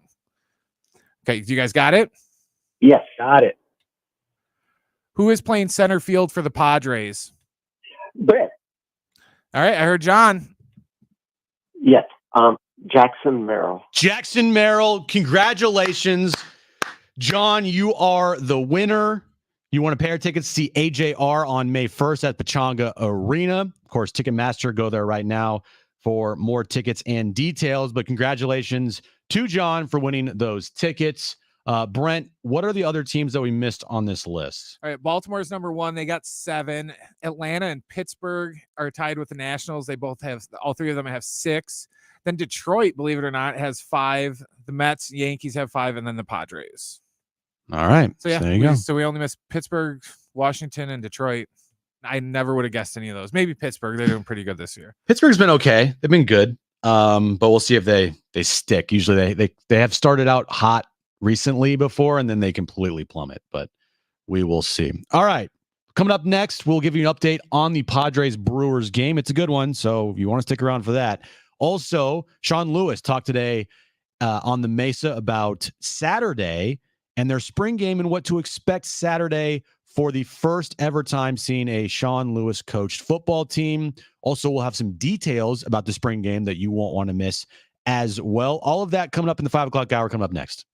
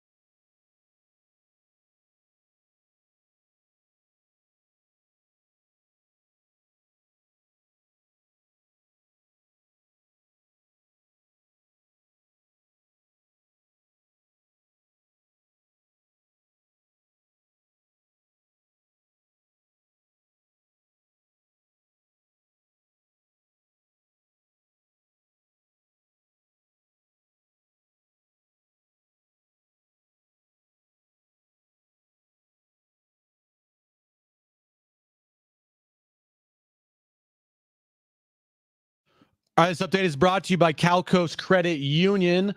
Padres Brewers game 2 of that series underway in Milwaukee. Padres are up 4-0 in the bottom of the first inning there. Moving over to the NBA play-in tournament, or I guess the play-in games for the playoffs. Lakers are taking on the Pelicans in New Orleans. Close to the end of the first quarter there, and the Pelicans lead the Lakers 31-26. Second game of the night will be the Warriors and the Kings, tipping off at 7 p.m. Of course, the winner of the Lakers-Pelicans game will go on to be the 7th seed to face the Nuggets. The loser will go and face the winner of the Warriors-King game for the right to be the 8th seed to take on the Oklahoma City Thunder. Get a 4.78% APR auto loan on California Coast Credit Union with no payments for 90 days. Offer valid with Cal Coast Carbine service discounts. Interest accrues immediately. Restrictions do apply. Federally insured by the NCUA. Visit calcoastcu.org.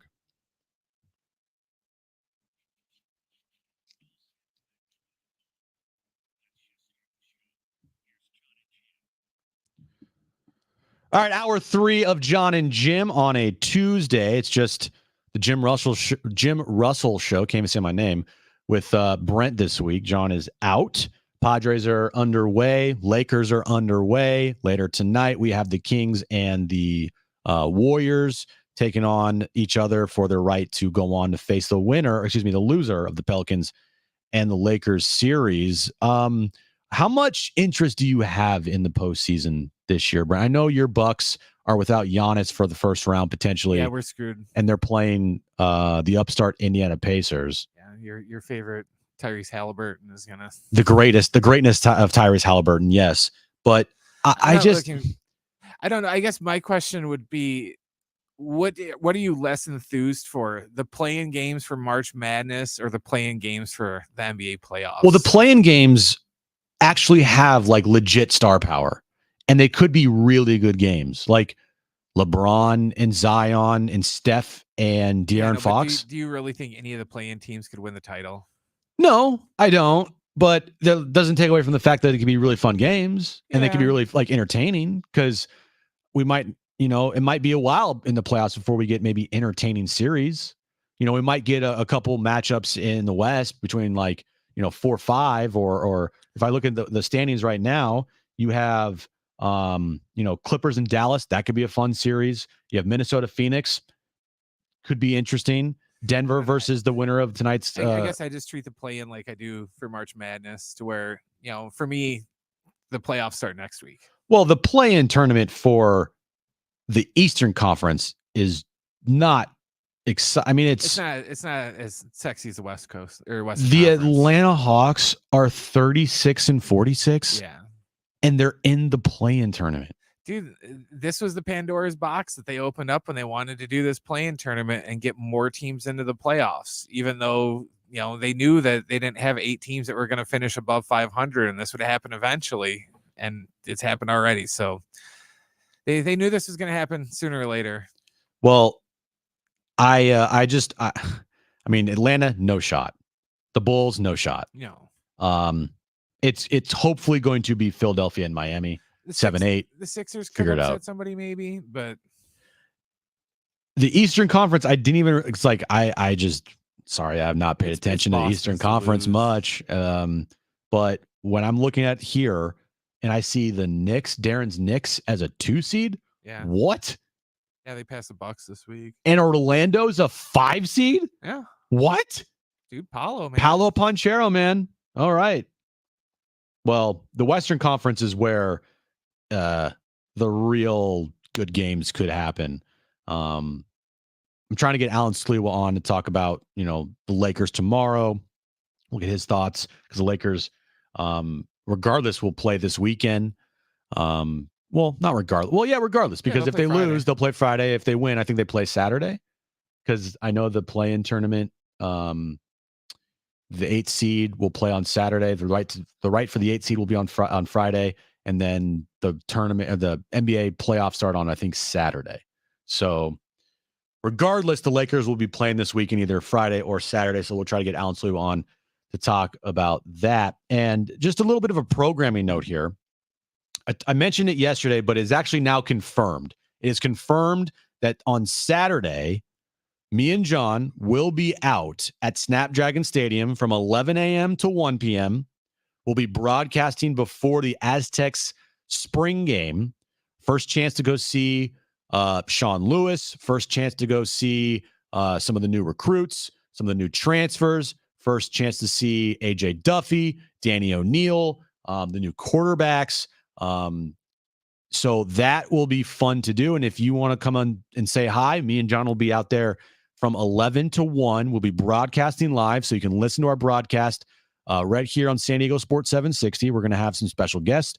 I'm sure J.R. Tolberg will be joining us. I'm sure some coaches will be joining us. So 11 a.m. to 1 p.m., we will be out at Snapdragon Stadium broadcasting, getting you ready for the spring game. I know Sean Lewis, he talked today about the spring game. He mentioned that already they have like almost 6,000 tickets sold for the spring game. I think it's free tickets. I'm not quite sure, but if not, it's probably a small price to get in there. Yeah, most places don't charge for the spring game unless they're like Alabama, to where people actually pay to go see it. GoAztec.com is the best place to go to find out how to be able to go to that. I'm excited for it because Sean Lewis, to me, is the type of guy who brings excitement to everything that he does. And unfortunately, it's something that this Aztec football program was kind of lacking the last couple of years. Nothing against, Brady Hoke, but Brady Hoke's a great coach and a great guy and everything. It's just the infusion of youth that Sean Lewis brings in today's college world with the NIL and the transfer portal and, TikTok era and the Instagram and the Twitter X era. Like what Sean Lewis is bringing so far to the Mesa and to this football program, I am praying and hoping that it translates onto the field. It might not happen day one. It might not happen year one. But I do have faith that eventually this team will look the part that Sean Lewis is striving for. I'm excited to see the quarterback transfers play. AJ Duffy, Danny O'Neal. We had a couple wide receiver transfers. Yep. I'm excited to see the new Aztecs and to see our first look at the new Aztec offense. Right. Because that is the biggest thing. Aztec Fast, right? Aztec Fast and, the run and gun and the hurry up offense and the no huddle offense. Like that's what Sean Lewis brings. And watching, his games that he coached for, was the offensive coordinator at Colorado. Like you see, all right, if that's the type of offense that's coming here to San Diego State, then Aztecs fans should be excited about that. And Sean Lewis, he talked today at the Mesa about this Saturday, and he talked about the importance of the Aztec link for all of Aztec football and how important it is starting on Saturday for these kids. It'll be more of an open practice than it is per se a game. We're going to just divide the team offensively and defensively, create some one-on-one situations early on to get the competitive juices flowing. We'll do some different sections of 7-on-7 throw game, whether it's in the open field or in the red zone. And then we'll put the ball down for the second half of the scrimmage and play out some regular, down and distance situations. We'll get some work in the alumni zone in between the 40, and then we'll finish the day up, in the high red zone area and play a little game that we call red zone lockout. That's been a fun competitive deal. And at the end of that, there'll be a little something for the winners and the guys who come up short. All right, so there's a little preview of what you're going to see if you go out to the Aztec spring game this Saturday. It's going to be it's going to be fun to watch. It's going to be fun to watch. It's expected to be a beautiful day. So if you want to go out, have, some food, some good food, maybe some drinks, hang out at Snapdragon Stadium, come on by and say hi to us. We'll be there from 11 to 1 p.m. Obviously, the topic that everybody is going to be talking about after the spring game is how do the quarterbacks look? How are the new quarterbacks? AJ Duffy, Danny O'Neal, two highly touted quarterbacks brought into this system that you haven't seen be brought into the system for a while. Sean Lewis talked about his two quarterbacks and what can we expect on Saturday from them. Yeah, I mean, so they're both very, very cerebral kids. I would say Danny's a little bit more vocal, high energy, where AJ is a little bit more cerebral and laid back. They both do a really good job of processing. I think both of them, again, just getting the repetition and the time on task of developing a relationship with their wide receivers. It's been really good to see their accuracy go up. And, again, as we continue to work through it, I think they would both be the first ones to tell you that, their deep ball accuracy is something that they want to really strive on and work on to get better as we move through this last week and through summer. But they're both well-rounded kids. They're both incredibly hardworking, and all four of those kids, not just Danny and AJ, but Javance and Crum. It's amazing how tight those guys are. And through the leadership of Coach Johnson, it's great to sit in there with those guys. They all have each other's back, and they go about the work the right way, which is pretty unique for that position because at the end of the day, one guy's going to get the ball right, but they're all supporting one another. They're all helping each other, and it's been really cool to see. Yeah, the quarterback play here, let's be real, it just hasn't been something that has been great. At times it's been good, but you want to see more of a quarterback that plays like you see on Sundays, right? You want to see a guy that throws the ball down the field. You want to see a guy that makes quick decisions. The quarterback play here has been an issue. It's been a talking point. It's been something that hasn't been the strength of these Aztec teams. Strength of the Aztec teams are the running game and defense. It'd be nice to have the strength of an Aztec football team be the quarterback for once. So it's nice that we're going to be able to see those two guys out there this Saturday, and we'll be able to see, their development from their spring game all the way through the entirety of the Aztec season. This answer from Sean Lewis, I've been seeing a lot of it from people on social media and from John. Ironically, he's on social media, but he's on vacation. Talking about the energy that Sean Lewis brings and how important that is to this team, for his practices. I love what I do. I mean, simply put, I love what I do, and I'm very, very humbled to be able to lead these guys. And I think it's our job as coaches, and particularly as the head coach, right? If I don't embody all the things that we're asking our kids to do, these kids are really, really smart. They're going to look to me and be like, well, coach says X, Y, Z about ABC, but then he comes out here and he doesn't have any juice. He doesn't have any energy, right? They'll look at me like coach is a hypocrite, right? And so simply put, I want our kids and I want to be around people in our organization that love what they do, that have a passion for this game, that love to compete, love pouring into other people. And so I'm going to do that because I'm passionate about those things. And, it's gotten me to this point. And I think there's a duty and an obligation that we have as coaches, right, to the finite amount of time that these kids have, right, to create an environment and to create a space and to lead in a manner that allows these guys to maximize their ability and their time here on the Mesa. And I'm never going to take that for granted. Man, you love to hear something like that. That's a lead by example, but also lead with actions and words. He is going to back up his talk. He is going to go out there, and if he is not backing up what he is saying, then how can he expect his teammates or his not teammates, but his team to do what he says? If he's not doing it, then why should his team do it? And that's a great sign of a good leader right there. Well, he's continuing to impress. He's saying the right things. We said when his recruiting class came in, it's something that I thought was going to take 2 or 3 seasons maybe. And he recruited. It took him 3 weeks to get all those recruits. So he's been impressive so far. That's why Saturday is going to be interesting, just to kind of see everything on the field and just kind of see what his game plan is going to be and everything else. And it's going to be a change.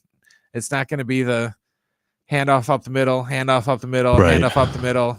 Okay, right. Now we're going to punt, or we're going to go handoff up the middle again. Yeah, you expect some innovation on offense. You expect a fast pace on offense. I'm not expecting the greatest show on turf. No, not right away. I'm not expecting the Bears either. Right. The Bears weren't bad. I mean, yeah, we're bad. Okay, yeah, you're bad. Yeah, at least you're not don't be the Carolina Panthers. Though they were bad, but I'm excited, and the expectations for him this season, I don't think should be bowl game or bust, because it takes time, especially in this era of college football. You're not at the Alabamas, you're not at the Ohio States, you're not at the Michigans of the world.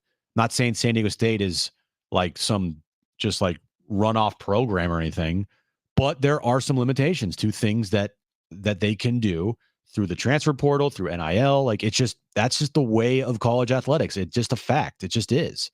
And you look at the class that he brought in through the portal, through recruiting, and it is impressive for a guy that is, just, hey, I just started. Oh, by the way, we're now into a major part of our offseason where we got to be recruiting and bringing in guys from the transfer portal.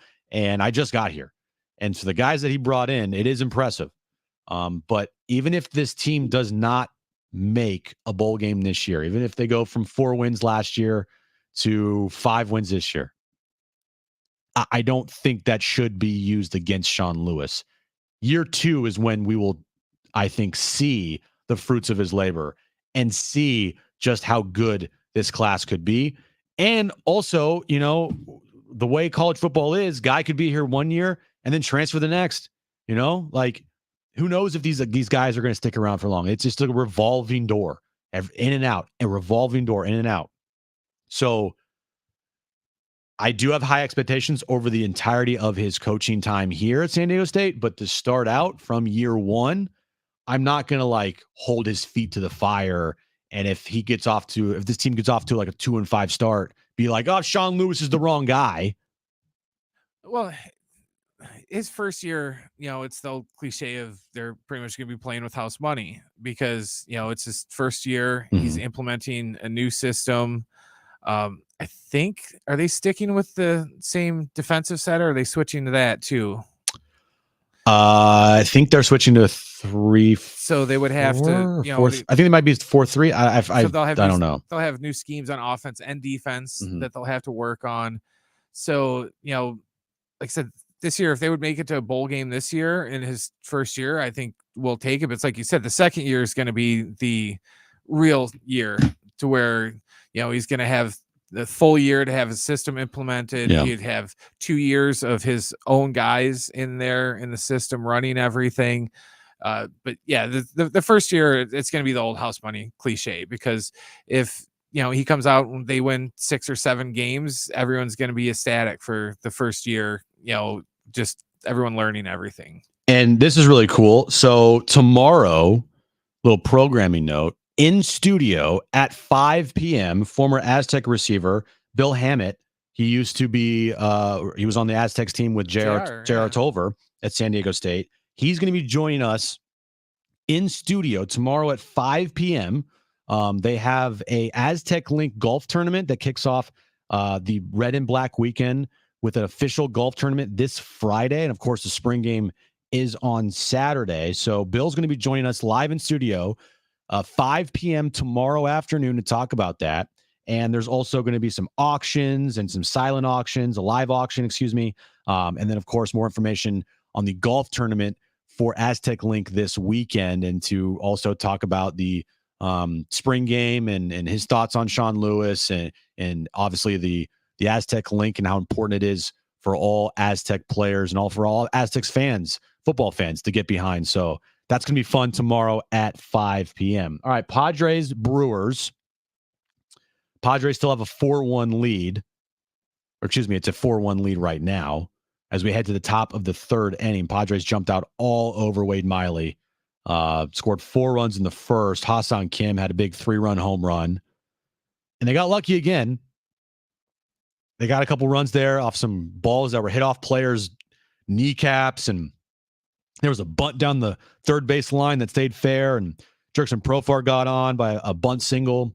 They're not hitting the ball like extremely hard besides Ha-Seong Kim. They're not going gap to gap, but get out to a 4-1 lead. You don't have to worry about having a trail in a game, and you can play from ahead That'd be nice. Look, nobody cares how they score the runs as long as they score them. Right. Just, hey, scoring runs is the most important thing. If you score 7 runs with 3 hits, are people going to complain about that? No, they're going to be talking about, hey, you guys scored 7 runs. That's a gym fact. Scoring runs is important. Yes, it is. It is a gym fact. Scoring runs is important to win baseball games. Scoring points is important to win basketball games. That is the most important thing. So we'll keep you updated on that. Again, Padres, Brewers, game 2 of that series. I will have a wrap-up show later tonight without John. I didn't have one last night because I took out the fiance to dinner. We went to Smoking Goat in North Park. Fantastic pork chop. Fantastic meal overall. Yeah, birthdays are fun to go out to dinner because you don't normally go out to Michelin star restaurants or really nice restaurants in North Park just for nothing.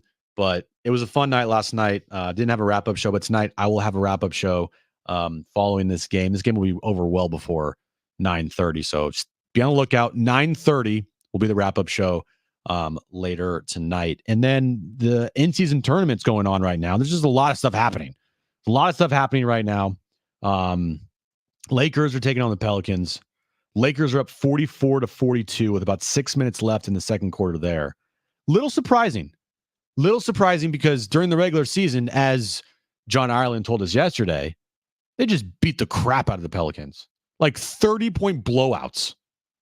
And right now it's a close game. Maybe, just maybe. Nah, I won't say it. They're not tanking, right? No, they're not tanking. No, it's like I said yesterday. They're not going to tank because what if they can't guarantee that they're going to win on Friday? True. It'd be one thing if, Friday they played the Pistons. Then, go ahead, let Darvin Ham start. I don't care if you're going to play the Pistons. It won't matter because they're going to win anyways. Yeah. But they're not going to play the Pistons. So I wouldn't put their whole season pretty much guaranteeing that they're going to win on Friday.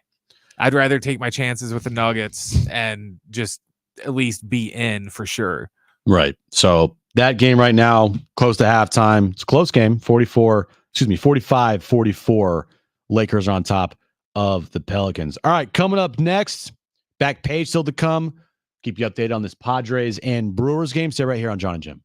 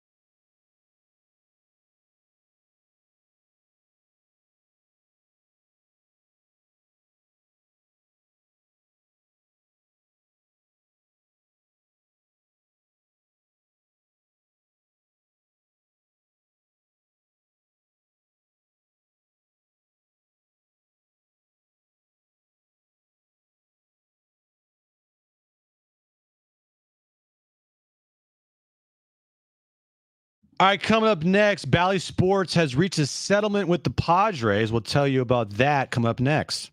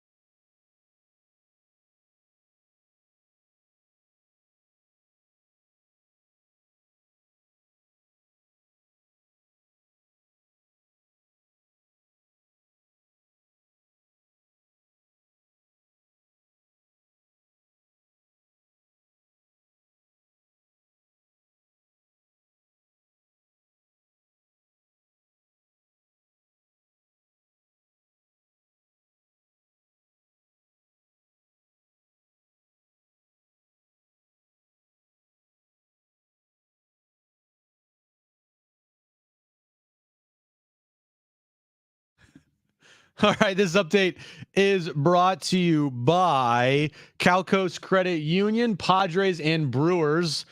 Underway game 2. Sorry, I'm laughing because Angel Hernandez is the worst umpire in the history of the sport. But Padres are leading 4-1, bottom of the 3rd inning there. Play-in tournament, Western Conference is up first.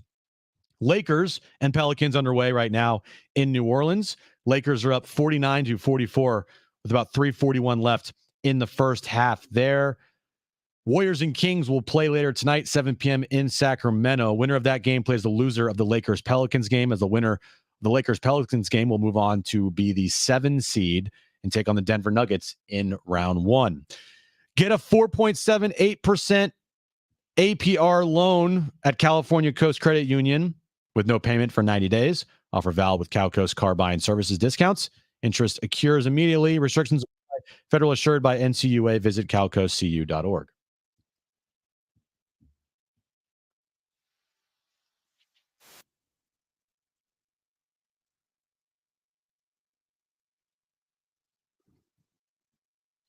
Like, is by far the worst umpire and slash referee in any major sport in the world. He's even worse than Tim Donaghy. Well, that's the NBA ref that bet on basketball. I know. I'm just letting the listeners, in case they forgot who that was. That was the joke. I'd rather have a guy that bet on basketball be the the Tim Donaghy thing.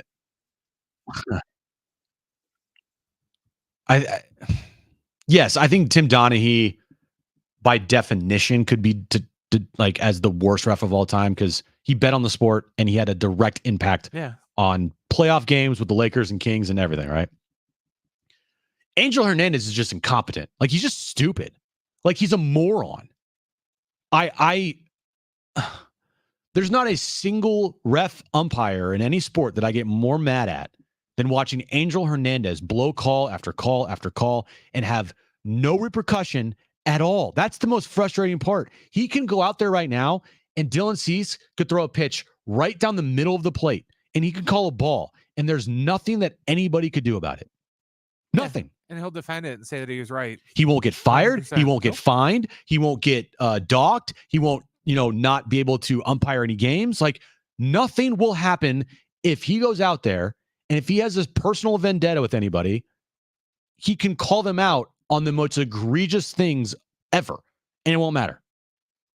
He's like that ref that hates Chris Paul, only he hates everyone. Scott Foster? Yeah, only he hates everyone. Instead of just hating one player, he hates everyone. He hates everybody.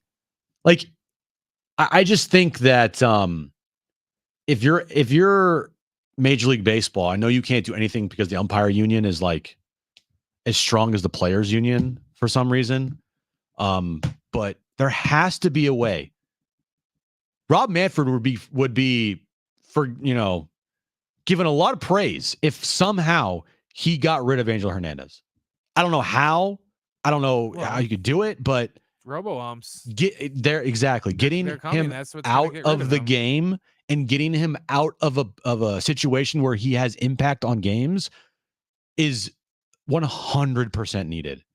Well, even, I brought up last week, I think off air, they actually keep a stat now for catchers for, quote, stolen strikes, which pretty much means it was a ball, but the catcher tricked the ump into thinking it was a strike.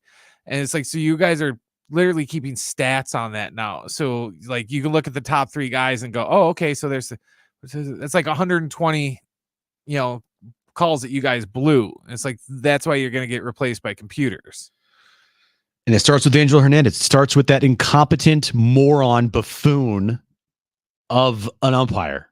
Maybe he's a good person. I don't know. But as an umpire, he is god awful. He is a joke. Get him out of this sport. So you don't want him in the booth on Tuesdays with Mud? I would want him in the booth so yeah, that Don and Mud can tell him to F off. Well, no, that's true. I'd rather have him be in the booth than on the field. Right. Get him out of get him off the field. Get this loser, incompetent moron off the field. I hate Angel Hernandez with a passion, if you can't tell already. He makes my blood boil. This guy is a freaking moron. I mean, tell me any other profession in the world where you could suck as much as Angel Hernandez does and still be employed. Well, because wait. There's no accountability for officials. That's why, in any sport, if you criticize them or argue any call, you're going to get a fine because they're infallible. And the worst part is, like, you could just look at him wrong and he can be like, yep, okay, you're out of the game. And he can affect games in such a huge way here. Hopefully it doesn't hurt the Padres tonight. They have a 4-1 lead. They still have a 4-1 lead? Yes. They have a 4-1 lead. Hopefully it doesn't hurt them tonight, but man, I just look up and I see, like, he misses 30% of the pitches. That's a huge amount. He was graded, like the umpires, they do a great, like, there's this Twitter account, Brent, that does a grading system for all umpires, and it shows like how many pitches they missed, how many they got right, the top 3 of their worst calls of the game, and like a percentage. So if umpires, if you're not like a 98 percentile, it's bad. The other day, Angel Hernandez had a game, and I think it was, what game was it that he called I forget what game it was. Maybe it was a Giants. I don't know. But his percentage of called strikes that were correct. So usually if it's not 98% or like 96 or 97%, that's bad, right? He had 72% correct balls that were strikes. 72%. He called 72% of the entirety of the pitches thrown in that game correctly. That is atrocious. 72%. So he missed almost 30% of the pitches yesterday that should have been balls and that were called strikes, and that were strikes that were called balls. And he's supposed to be the best ump in the game. Is he though? He's the head of their union. God, he is. That's right. He's the head of their union. They don't put somebody, he's their alleged leader. So yeah. He's God. I wish I almost cursed right there just because of how bad this guy is at his job. He sucks. I hate him. Loser. He's another guy that if he walked in here right now, like Dean Spanos, if Dean Spanos walked in here, I would tell him to F off. If Angel Hernandez walked in here, I would tell him to F off. He's on the F off list. Shut up, nerd! Yeah, exactly. Shut up, expletive. So this just came out, which is pretty interesting. Bally Sports has reached up to $78 million settlement with the San Diego Padres in a confidential agreement. You hear that, Dave? It's the news you've been waiting for. It's the news you've been waiting for. The Padres have reached a settlement agreement with Bally Sports. It says right here, the bankrupt regional sports channel network Bally Sports has agreed to pay as much as $78.9 million to the San Diego Padres for ceasing payments on their contract, according to a copy of the confidential agreement included in this report to be approved. The Padres were one of two MLB teams that Bally Sports terminated their RSN contract through the Chapter 11, which parent Diamond Sports Group filed in mid-March 2023 after years losses from cord cutting and acquisition debt. The other was the Arizona Diamondbacks. The Padres filed an arbitration claim on June 3rd, 2023 that sought an award of $162 million.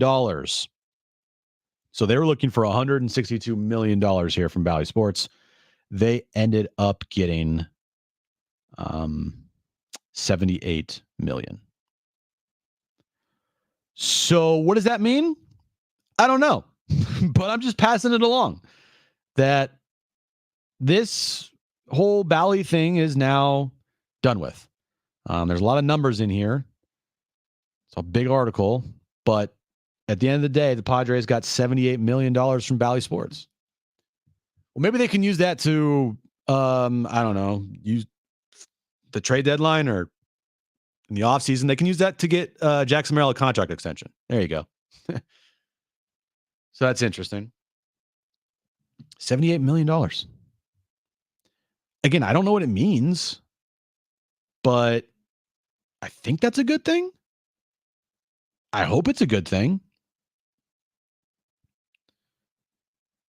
And as I look on X and Twitter, Brent, underneath the awful announcing report about Bally Sports reached up to a $78 million settlement with the Padres in a confidential agreement, the first 4 responses there are from all like porn bots that say nudes in bio, nudes in profile. I can't say that word in profile, and I can't say that word in bio. Man, that site is just filled with freaking bots. Anyway, Padres, Brewers. Padres still lead the Brewers 4-1 as we head to the bottom of the 4th inning. Wade Miley, unfortunately, is out of this game. It's not good news for the Padres because they were hitting Wade Miley hard. But he is out of the game right now. And the Lakers and Pelicans are at halftime. Lakers are leading the Pelicans now 60-50 at the half in New Orleans. They turned it on there in the final 4 minutes of the first half. Coming up next, my back page. Stay with us.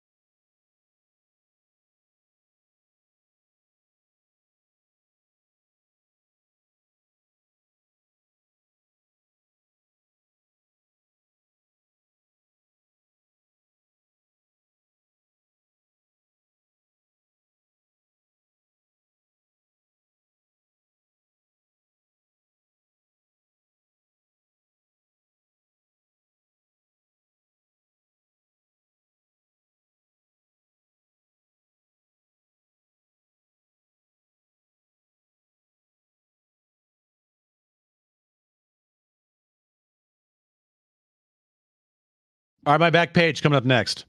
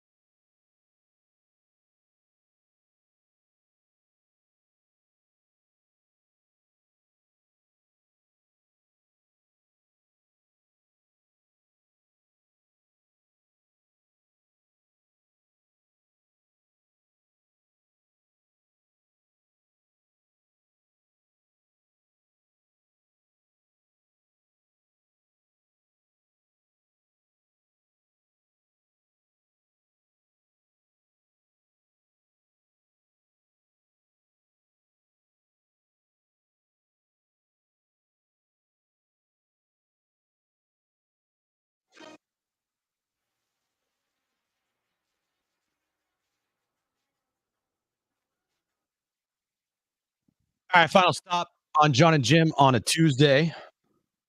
Padres are still beating the Brewers 4-1. That's good news. Lakers have a 10-point lead at half over the Pelicans. If you're a Lakers fan, that's good news. If you're a Pelicans fan, that's not good news.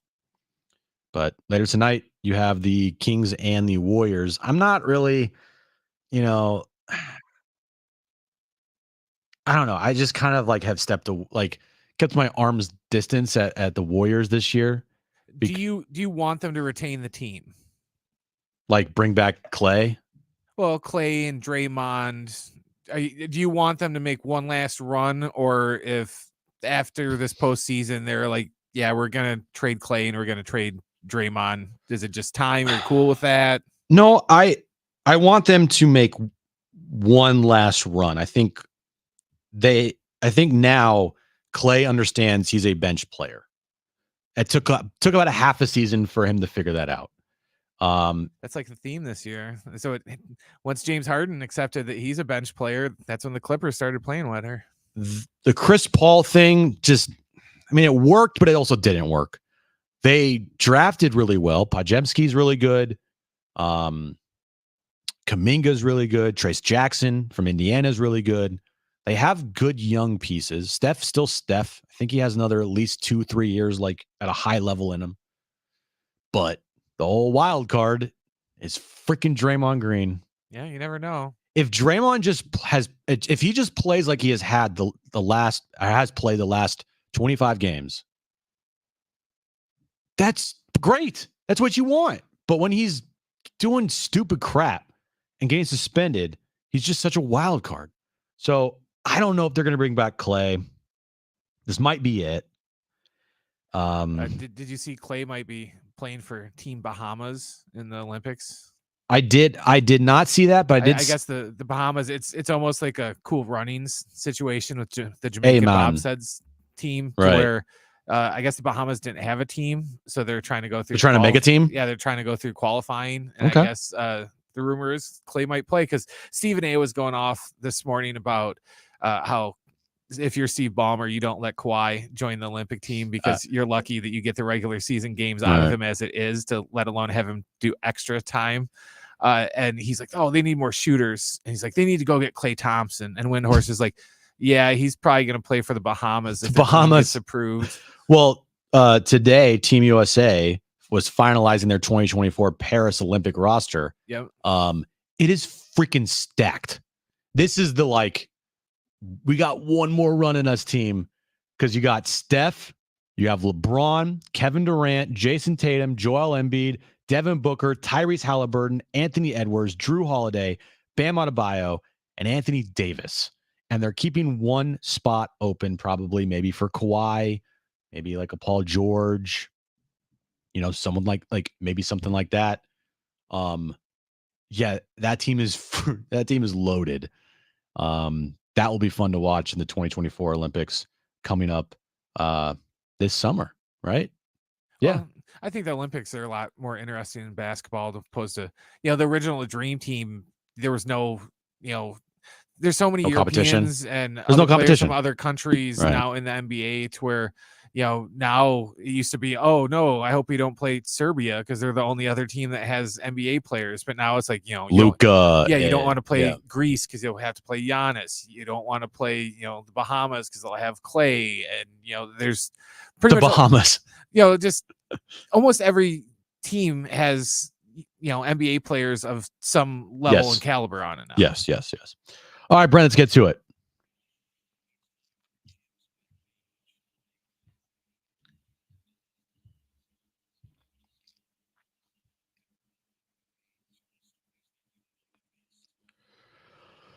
Where does, for you, Brent, The Naked Gun, as far as movies go, I love those movies, rank for you? Is it up there in one of your favorite franchises of all time? Leslie Nielsen rocks. I like the show that it was based on, the police from the Files of Police Squad, and the Zucker brothers that did those movies. They're from Wisconsin, so yeah, I love Naked Gun.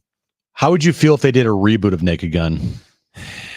Who's I hate reboots, but who's playing the Leslie Nielsen part?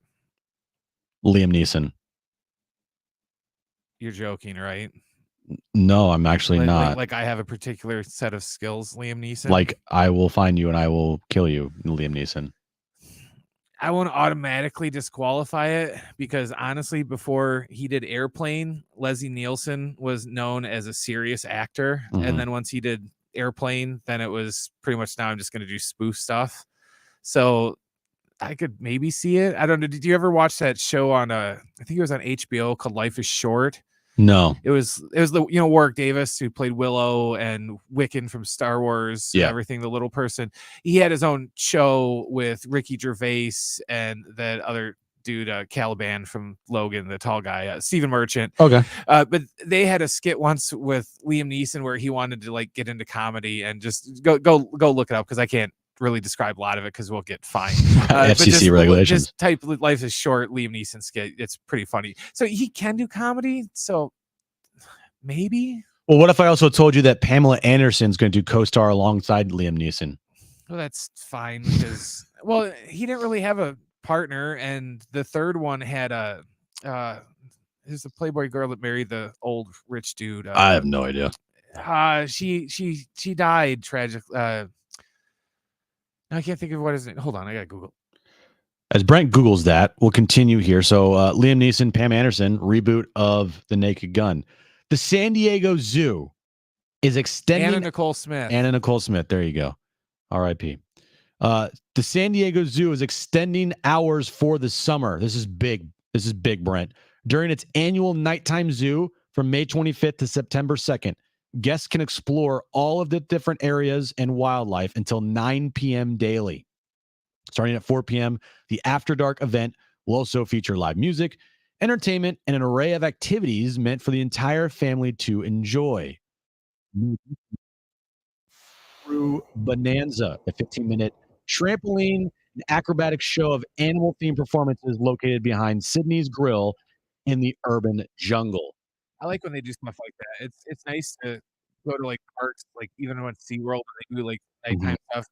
It just looks different at night. And for summer, can we have things open a little later, please? That'd be awesome. That's great. It's you know, we get to the end of August and it starts to get hotter than hell outside, Right. where I'd rather, you know, maybe go to land or something at night when it's not 200 degrees out. Exactly. It doesn't get hot in the summertime here. All right. Padres Brewers. They're in the fifth inning there. 4-1 Padres. Tomorrow we'll be recapping an entire series because game 3 is at 10 in the morning. So tomorrow, 3 p.m. Exactly. Tomorrow, 3 p.m. we'll be recapping the entire Padres Brewers series. Also, we'll be talking about the play-in tournament as well. Thanks to Darnay Tripp. Thanks to Dan Szymborski. Thanks to all of you. Thanks to Brent. We'll talk to you tomorrow on Jon and Jim.